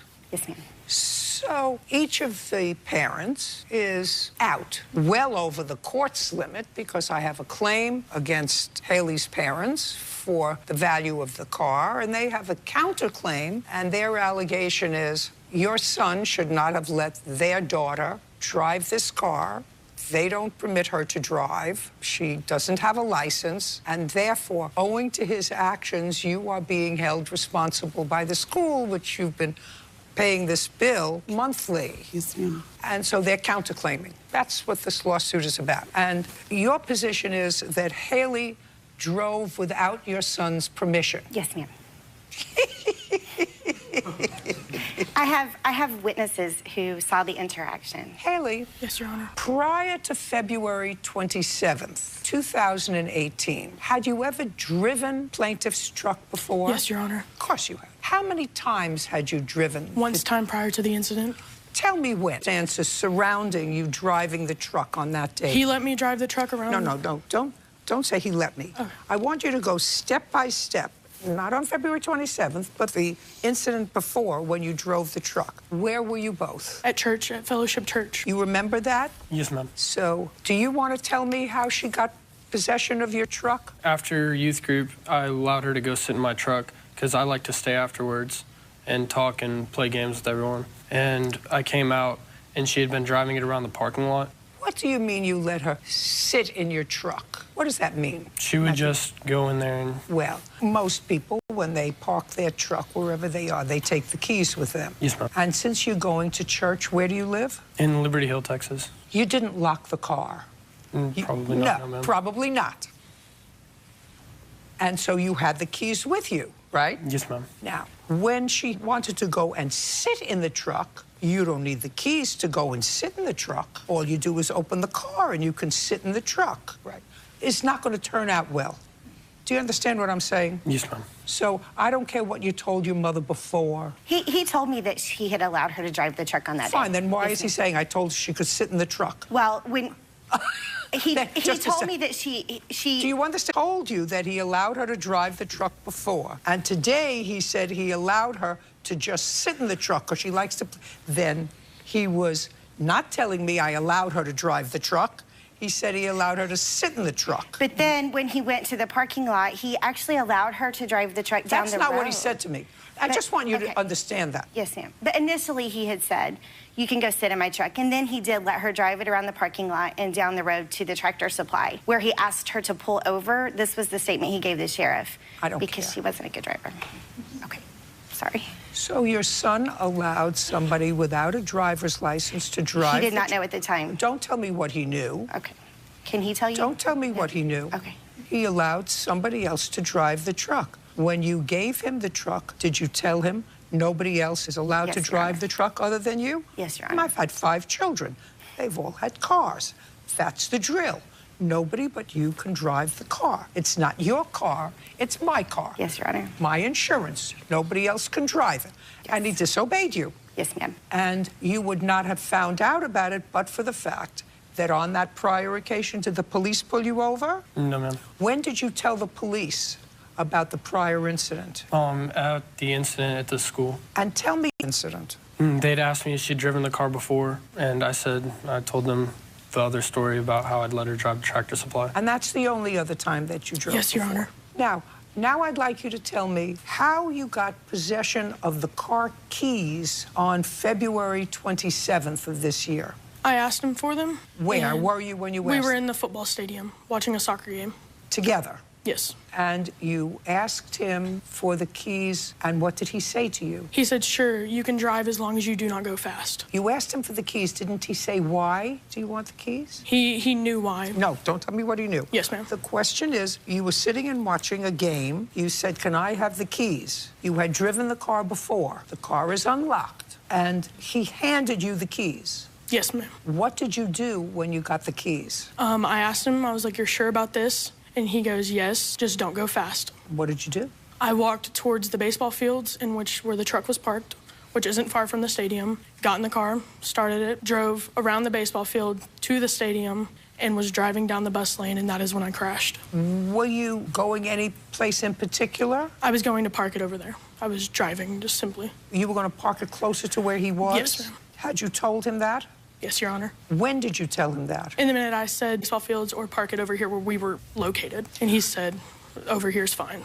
Now I want you to tell me your version. You're watching a game with your friend Haley. Yes, ma'am. So we were sitting watching the game, and she asked me if she could go get her bag out of my truck, because the track where she would throw shot put is very close to the baseball field. And after practice, she left her bag in there with some portable chargers and her shoes. And so she asked me if she could go get her bag and the portable chargers out of my truck. And since we were watching the soccer game, I didn't want to leave the game because there was a large group of us. So I gave her the keys to go get her bag, and... Why would she need the keys to do that? Because the car in that incident was locked. Really? Yes. Is the car locked? Yes, ma'am. Go ahead. So after about 20 minutes, I hadn't really realized that she hadn't come back yet, and Why? Just a second. How did you get to the game? I drove my car. It was after baseball practice. And did you give her a lift? From after school around to the baseball field, yes, ma'am. And after the game, were you going home together? No, ma'am. I mean, you weren't going to drop her off or anything else? I don't... You're never going to think faster than where I'm going. Never. All right. After the game, were you going to drive her home? No, ma'am. How many times had you driven her home before? 5 to 10 times. What I'm trying to figure out is why she would want to go and get her bag out of your truck before the game is over if she was coming back. Do you understand? Yes, ma'am. Why would one want to go and get their shoes and their bag that they left in the truck in order to bring them in? Because she would, of necessity, if she was just going to get her bags, she would have to have brought the keys back to you, which means she was bringing her shoes and her bag that she left in the truck initially. Yes, ma'am. Why would she go and bring that back? Had you discussed with Matthew his driving you home after the game? No, Your Honor. How were you getting home after the game? I believe my dad was coming to pick me up that night. So there might have been a reason why you went to get your bag from the car. Yes, ma'am. But that's not what happened. That's exactly what Matt told me. Just a second. I'm sorry. I don't care. Do you know when you know a teenager is lying? Your Honor, teenagers lie. I have 8 children. Yeah. But When this their one mouths is not move. lying today. Well, he his lied. story hasn't changed Just a second. one bit. He lied to you. He lied to He you. was disobedient. Just a second. Not only did he lie to you, but he broke his promise to you, right? Twice. Judge Judy continues in a moment. This could have turned out way different. Let me tell you, it could have turned out way different. Real cases, real people. Judge Judy. Amy Thompson says her son's friend, 17-year-old Haley Burleson, totaled his truck. Haley's parents, Lynn Burleson and ex-wife Tiffany, are countersuing for damaged property. Okay, both of your children were irresponsible. Yes, ma'am. As a result of Mr. and Mrs. Burleson's child's irresponsibility, they're paying the school $10,000 because Haley could have just as easily crashed the car after the church group. Then she had permission. So that puts a certain onus on you because you've given your son the responsibility of a couple of £1,000 of what could be a lethal weapon. Yes, ma'am. I feel like you're not hearing the whole story. I know the whole story. This time, he got in trouble for it. You see, the last time he gave her permission, nobody knew, nobody was the wiser, and they were friends. This time, the car was destroyed, and the school was destroyed. Somebody want to show me a picture of the school? And I'd like I also to see. have some photos of the truck if you'd like Yeah, to sure. see them. And here's some photos of the truck. Now, we've never seen this video. The school would not release it to us. Well, I would like to see it. Me Wouldn't too. you? Yes, ma'am.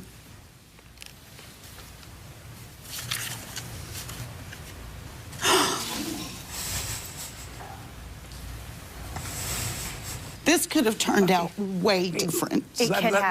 Let me tell you, could have turned out way different. Miss Thompson, I'm not diminishing Mr. and Mrs. Burleson's responsibility for having a child who did the wrong thing because you knew, according to your parents' statement, they didn't give you permission to drive. They didn't get you a license for whatever reason. That was their choice. They didn't feel as if you were responsible enough, and you drove without permission. So I'm not diminishing that. That's your fault. That's your responsibility. And your parents have to assume the responsibility because you don't have enough money to pay this. And I guarantee you that they don't have an extra 10 grand floating around to pay for your irresponsibility. And I guarantee Neither do we. for it was their irresponsibility. On the other hand, Ms. Thompson, you don't seem to recognize that You have insurance on this car, and if something bad happened to Haley as a result of this accident, and it was your car, they would sue you. Yes, ma'am. And they would win. Now, your son has to accept responsibility, because if he gave, let us assume, in the best possible light, I'm believing what he's saying, which I'm really not, but let's assume that I'm believing what he's saying based on his immediate past behavior in giving her the keys and letting her drive. It's not such a far stretch for her to say, you know what? I've driven the car before. It was fine. I'm going to bring the car closer to where we are. Now I have my things closer, and I'll give him back the car keys. Not as if he didn't let me drive it before. Let me drive it before. I was careful. Nothing happened to the car. I have the keys. I'm just going to drive it from the football field to the baseball field. But, Your Honor, I have a witness that very evening who heard the whole interaction. Oh, I would love to hear the witness who heard the whole... I also had four... Just a second. I would love to hear the witness who had a bird's eye view of the entire incident. Is that you? Yes, ma'am. Name? My name is Grant, Your Honor. Go. Haley did not have permission. Don't tell me what she didn't have. Judge Judy continues in a moment. When we came back from Sonic, her stuff was still in the truck. I left my backpack in his truck. I'm not there yet. I know you want to tell me the story so you don't forget what you remembered.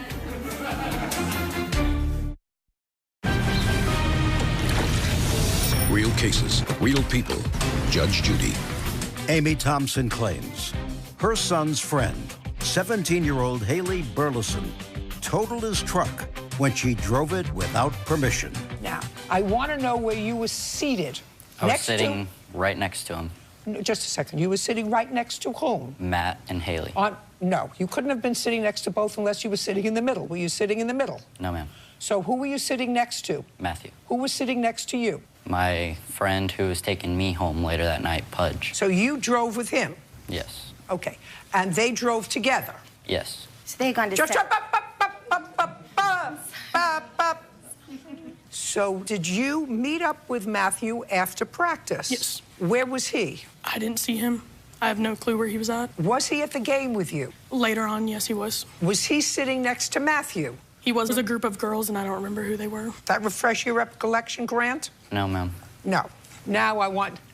Your Honor, me, Matthew, and Pudge had went to Sonic, and she had asked to come with us after practice, and we told her no because her practice wasn't done. So when we came back from Sonic, her stuff was still in the truck. I left my backpack in his truck. I'm not there yet.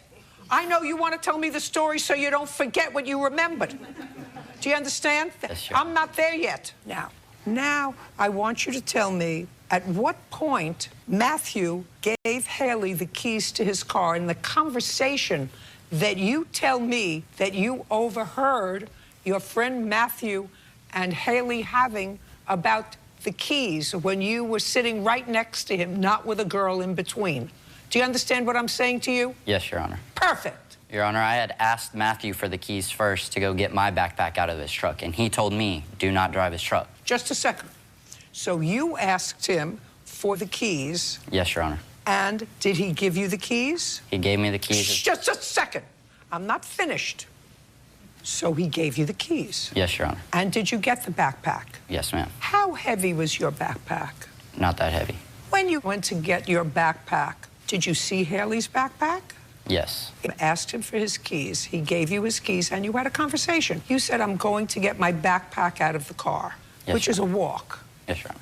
Wouldn't it strike you as logical that if Haley just wanted her backpack, she would have said, could you grab mine too? Yes, Your Honor. Yes, of course. And it would be logical then for Matthew to say, if you went, got your backpack, came back with your backpack, and then she says to him, it's the next quarter, now can I have the keys to go get my backpack? For Haley to walk that same distance that you walked from practice back to the field, the logical step was, he was going. Why didn't you tell him to get your backpack if you were going to the car?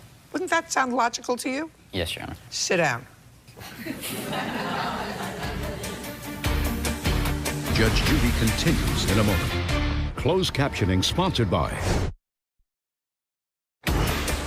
Want justice? Go to judgejudy.com. Like us on Facebook and follow us on Twitter. Okay, You're going to pay for your own car, Miss Thompson. The Burlesons are paying for the damage that was caused by your son permitting their daughter to drive the truck when you clearly admonished him and made him promise not to do that. He did the wrong thing. If I believed what he says, which I don't, and I certainly don't believe him, if I believed what he says, the backpack, then another kid goes to get their backpack. He had given Haley license to drive his car. He had done that before. And I don't think that there's any question that when she went to get the backpack, there was a conversation between the two of them. Did you want me to bring it up closer to where we were? I'm speaking. I'm speaking. So you each have your own problems with your own children. You're responsible for driving the truck when your parents told you not to drive, period. And you're responsible for letting somebody else drive the truck when your mother told you and you promised her nobody else would drive the truck. Got it? So pay for your own car and you pay for your own damage to the school. We're done. Thank you. Parties are excused. You may step out. Judge Judy continues in a moment. And on the next Judge Judy. A home seller renovates an agreement. They would buy it for $135,000, which was your original deal, but they weren't going to pay $175,000. Are you out of your mind? No. Judge Judy.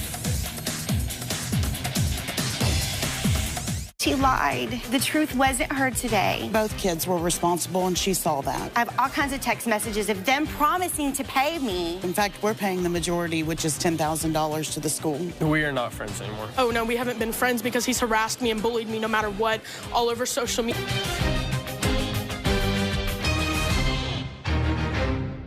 You can't work unless your car is functioning. His broke employee had a breakdown. I went in with him to pay in person at the transmission place. Did you discuss how he was going to pay you? Yes, beforehand. Your Honor, we hadn't discussed that. Now, is he on the road to unemployment? Why would your boss pay for your car to be fixed? Because he needed me as a technician. Needing you, he didn't. Did you a favor, he did. Judge Judy. You are about to enter the courtroom of Judge Judith Scheindlin. This is Judge Judy. Greg Cranmule is suing his former employee and family friend, 24-year-old Kenny Hull, for unpaid loans to have his transmission fixed and a down payment on a car. Order. All rise. It's case number 328 on the calendar in the matter of Cranbuel versus Hull.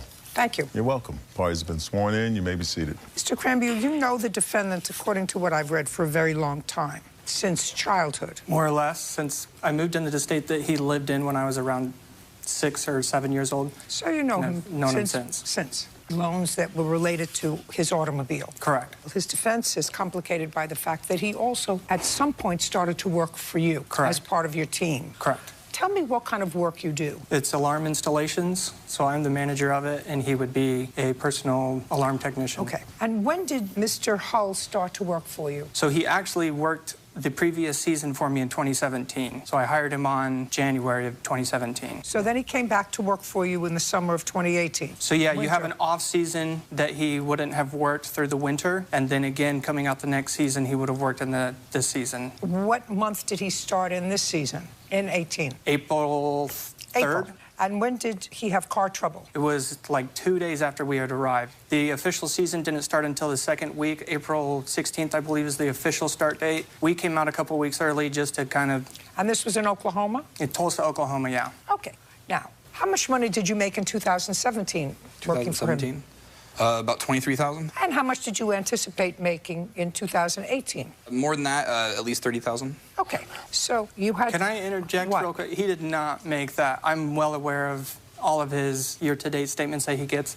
It was somewhere closer to $43,000 that he made. You mean in 2017? Incorrect. Okay, so he made certainly enough money. Okay, you had car trouble, and this is the second season that you were working. According to the plaintiff, and I somehow think that he is more accurate with how much you made in 2017 than you are, you had a very lucrative short time that you had to work. You can't work unless your car is functioning. You had trouble in April, and what did you do? My car broke down in April. The transmission had gave out just a few days into the summer. At that point, the car is the only thing to get around to get the job done. I was in a rust box. We had just started the summer. I didn't have money from the previous summer saved up. So at that point... Why not?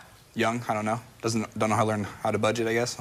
So at that point, I needed to get my car fixed, and he needed the work, and he needed a person to be getting the job done. So he decided to help me out. Not he decided. That calls for the operation of his mind. He had to know that something was wrong with your car. Now, either he saw the car break down with no transmission, or you contacted him. Which one was it? I contacted him. How did you contact him? We're actually staying in the same hotel. So how did you contact him? I just went over to his room and we had talked. Okay, well, I'd like you to tell me about the conversation. What you said to him and what he said to you. I needed a car, and he knew that he needed a person. No, don't tell me knew. I said to him, the transmission is out on my car. Are you chewing gum? Mm-hmm. Get it out. Thank you. No, just take the tissue. Don't give him the gum. Transmission is broke down. I need a new one, or a new vehicle. And? He decided to help me out with the transmission. No. Decided calls for the operation of his mind. You can't tell me what was in his mind. You can tell me what you said to him and what he said to you. Try to follow what I'm saying to you. I said to him, the transmission went in my car. So I needed another vehicle. I asked if he could help me, and... No, look at me. I said, can you help me? And he said... We can work something out or get, because I need you as a technician. I need you. And you said? Okay. I need, yeah. No, I want to know.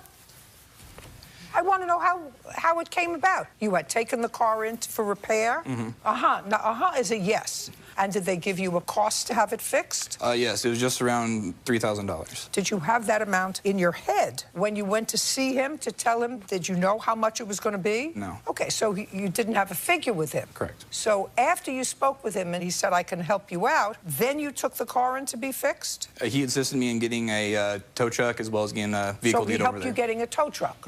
Did you pick the repair shop? Yes. And who took the car to the repair shop? The tow truck and? Me.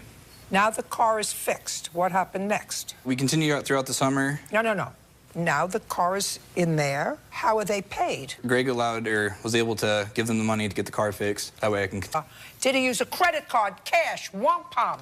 What did he use? I believe it was a credit card. Did you use a credit card? I did. Did you call the credit card into the company, or did you give it to him to use? Can I back up a little bit? So the car broke down. I'm not there yet. I'll come back to you in a second. Okay. Did you give him the credit card over the phone, or did No, you I give it personally went in with him to pay in person at the transmission place. After the car was fixed? After the car was fixed. How much was it? It's $2,966.45. Now, did you discuss with Mr. Hull how he was going to pay you? Yes, beforehand. Yeah. Was that in your hotel room, or? Yeah, so we were right next door in the hotel rooms, different rooms obviously, and he came to me. This is over like a week and a half. The car broke down on April 4th, and so he took it into one place initially because they offered financing, because I initially told him I don't want anything to do with getting a car. We didn't know what was wrong with it. He just said it's not running. So I said, let's take it down to an auto shop, get a diagnosis. He says, well, I don't have money to tow it. So I said, okay, let's get a tow truck. He said, I don't have money, so I transferred him $100 so that he could pay for a tow truck, and then he took it in. That? It was the electronically transferred to an app. After I did that, he later told me they've diagnosed it. It's a transmission issue. It's going to cost this amount of money. And I said, okay. And they said they offer financing, but my credit's so bad, I don't know if they'll allow me, so we might have to work something out. Just sell the car as is. Maybe you can get a rental car. And I have text messages of me telling this to him. May I see that? Yes. So this is on April 5th. This is me. Well, you can read through it. Hopefully all of it flows together. I don't know if they're out of order, but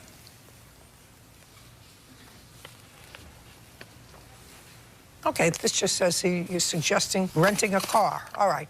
Well, what I else? had given him money to get a rental car for the time being, so we did it just for 3 days initially, just so that he could be working, because as you stated earlier, it's a lucrative amount of money that you make in a short time, so every day he was missing, he was losing hundreds of dollars not working. So I was just trying to get him back into working as quick as possible. Fine. And do you have any text messages that have to do with the so payment when we of met this in the hotel, $29.66? We met a couple of times about it in the hotel. We didn't know the exact amount of how it would be until later. They finally had quoted us, and it changed every time with the mechanics. First it needed this, and then it needed parts. I don't care about it. Originally, it was $29.66. So we had called it to be an even $3,000, and he was going to pay me $250 from his weekly paychecks every Friday. Did he do that? No. Your Honor, we hadn't discussed that. Just a second. Did he do that? Well, if he didn't do that... He attempted to. He came to me the first week. We were moving into the apartments the next week, and so he came to me saying, we might have to start next week. We're meant, a rug, and I don't know, whatever. And so it was, I need stuff for the apartment. Just a second. So he never paid you back this $29.66? No. And then what happened with his car? And in what month? So his car continued to have different issues for... Month. What month? His alignment went out in July, I believe. He had to get tires, something... Did you give him money for that? No. After a couple of weeks of him making up excuses and that I need to do this and I need groceries and gas and what have you. Initially, he came to me saying his family was going to be evicted from their house in Idaho, and I know them closely. And so I was like, you know what, I'm sick of doing this. It's always going to be next week. It's always going to be next week. Just pay me in your back-end check, because I'm not going to sit here and babysit you the whole summer. I've got bigger fish to fry. And so that's how it turned out to be the agreement, was he was just going to pay me from his back end. Now, the back end check came when? So there's 2 of them that come, but it's in, there's not like, it's kind of like Thanksgiving. It's just kind of like an area of time. So end of September, early October, and end of October, early November. Did you get any money in October? I did. How much? It was just around $3,000. Did you get any money? How much? So with my regional, I get to see the back ends. If you don't know... It was 53.28 or something, and then 51.84 and 44 cents or something. But after the gross of it, I even saw that it was 41 something. Does that sound familiar? How much were the 2 checks that you got? The 2 checks, combined or separate? Combined. Combined was just about $6,000. So why didn't you pay him back this money? I didn't owe him. We had never discussed that. I mean... Well, it's your car, right? Do you still have the car? Yes. It's not his car. Your job didn't provide you with a car, correct? Correct. You had to use your own car. Yes. Why would your boss pay for your car to be fixed? Because he needed me as a technician to... Why did he need you? How long have you been working for this company? About 7 years. How long have you been working for the company? 2. So he got along without you. Got along without you before I met you. Going to get along without you now. So we got along without you really well for 5 years. And I guarantee you next year when you're not working for him, he's still going to get along without you. Needing you, he didn't. Did you a favor, he did, when he hired you. Right? So what you're telling me is you had some special skill when he hired you. Is that what you're telling me? Not special skill. No, just a second. Because I read the papers. He hired you in 2017, and he hired you to install alarms. Is that right? Correct. I want you to give me the name of the company or companies that you worked for prior to working on plaintiff's team. And who did you work for in 2016? Nobody. Nobody. Who did you live off of in 2016? Parents. Your parents. Who did you work for in 2015? Heartland Pharmacy. What did you do for them? Delivery driver. Nothing to do with alarms. So unless you have a really long memory, you have no useful skill in the installation of alarms other than what the plaintiff taught you. So he didn't need you. He could have picked out anybody who drove a car and taught them how to install an alarm. So he didn't need you. But this $29.66 is not the only amount of money you invested in your old friend from the time you were 6 years old. Unfortunately, no. Judge Judy continues in a moment. What'd you send him $1,450 for, sir? He helped me out in the past with the vehicle, and I wanted to return the favor and be nice. And like I said before, we never discussed any payback or whatever. Useless. That's a good word. Useless. Real cases, real people. Judge Judy. Greg Cranbule says former employee and family friend Kenny Hull owes for loans to have his transmission fixed and a down payment on a car. Now, when was the next time you made an investment in him? It would have been September 27th. Of this year? Correct. And the car died? It gotten home somehow, but it was... Was his work session over with you? As far as Oklahoma, yes. He was done with the season. Any place? He wanted to go back and work in Idaho so that he could continue to make money because he was always broke. So I was trying to figure out how to team him up with another manager to work in Idaho, but that pretty much fell through and that manager was fired. Tell me what happened in September. So he had just gone home, had barely made it, according to him, and he wanted to continue working.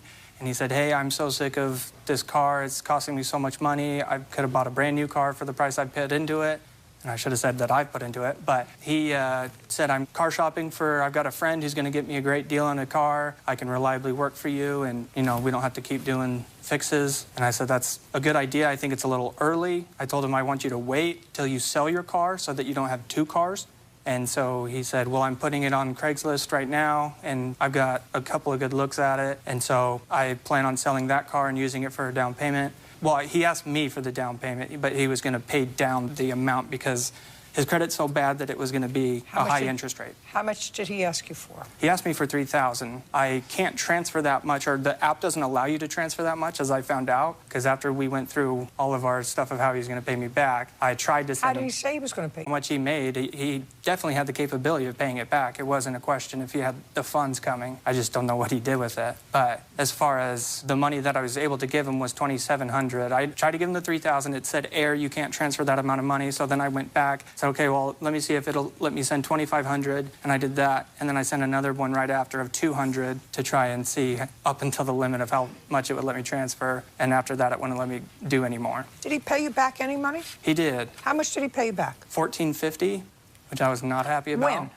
The exact date. So first week of October would have been October 3rd. What'd you send him $1,450 for, sir? He helped me out in the past with the vehicle, and I wanted to return the favor and be nice. And like I said before, we never discussed any payback or whatever. Useless. That's a good word. Useless. Judge Judy continues in a moment. And later today, The barter was to be paid back at $80 an hour, which includes gratuity. Yes. Well, how many massages did she give you? 30. So I don't have any money to pay it. I had to close my business, and I don't... Get a job. Real cases, real people. Judge Judy. Greg Cranbule says former employee and family to have his transmission fixed and a down payment on a car. What you sent him $1,450 for, sir? He helped me out in the past with the vehicle, and I wanted to return the favor and be nice. And like I said before, we never discussed any payback or whatever. Useless. That's a good word. Useless. Judging for the plaintiff in the amount of $42.16. We're finished. Thank you.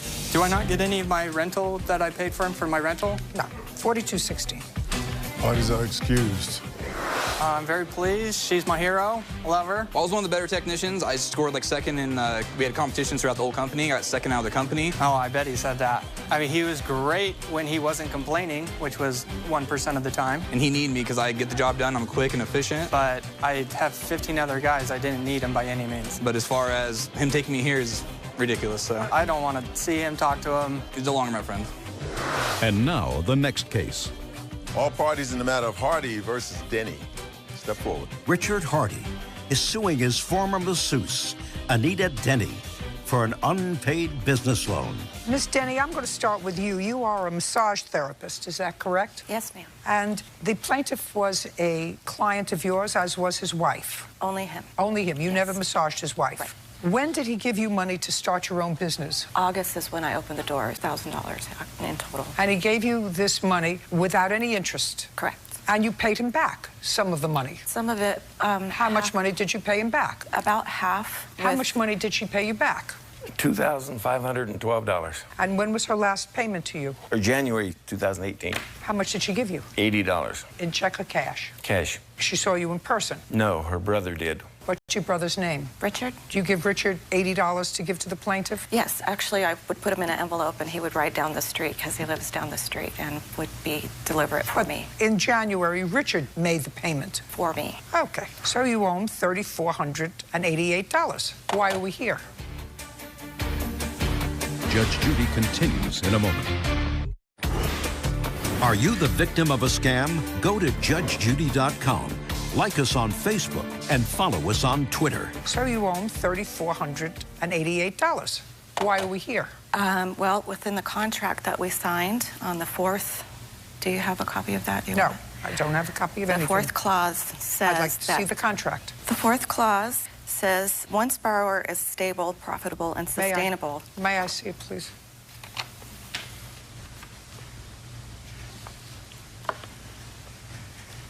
Well, it's an additional $1,000 that we did not write up a new contract. I'm not taking that. I have a written contract for $5,000. Okay. Was it your agreement with her, Mr. Hardy, that some of this money was to be paid back in barter and some was to be paid back in cash? Yes. That's what it says here. Yes. And the barter was to be paid back at $80 an hour, which includes gratuity. Yes. Well, how many massages did she give you? 30. Is that correct? I don't have a number on it, but it does sound about right. 30 times So it's $2,400 in massages. And how much cash did she actually give you? $512 was cash. The rest was all massages. And that includes the $80. Yes. So then we have a different figure. That altogether comes to $2,912. $2,088 is what's left on the $5,000 loan. So I don't have any money to pay it. I had to close my business, and I don't get have a job. $2,088. Judgment for the plaintiff. We're done. Thank you. Judge Judy continues in a moment. And on the next Judge Judy. There was little misunderstanding with the contract. Well, I think it was fair, considering everything. Once I become And she never became sustainable and profitable to any point. is when I would be paying back. If you look at the contract, it also said terms of 90 days on demand. The fact that I closed my business and I'm not working right now, and I'm not any of those. Well, I wish I hadn't had to do it.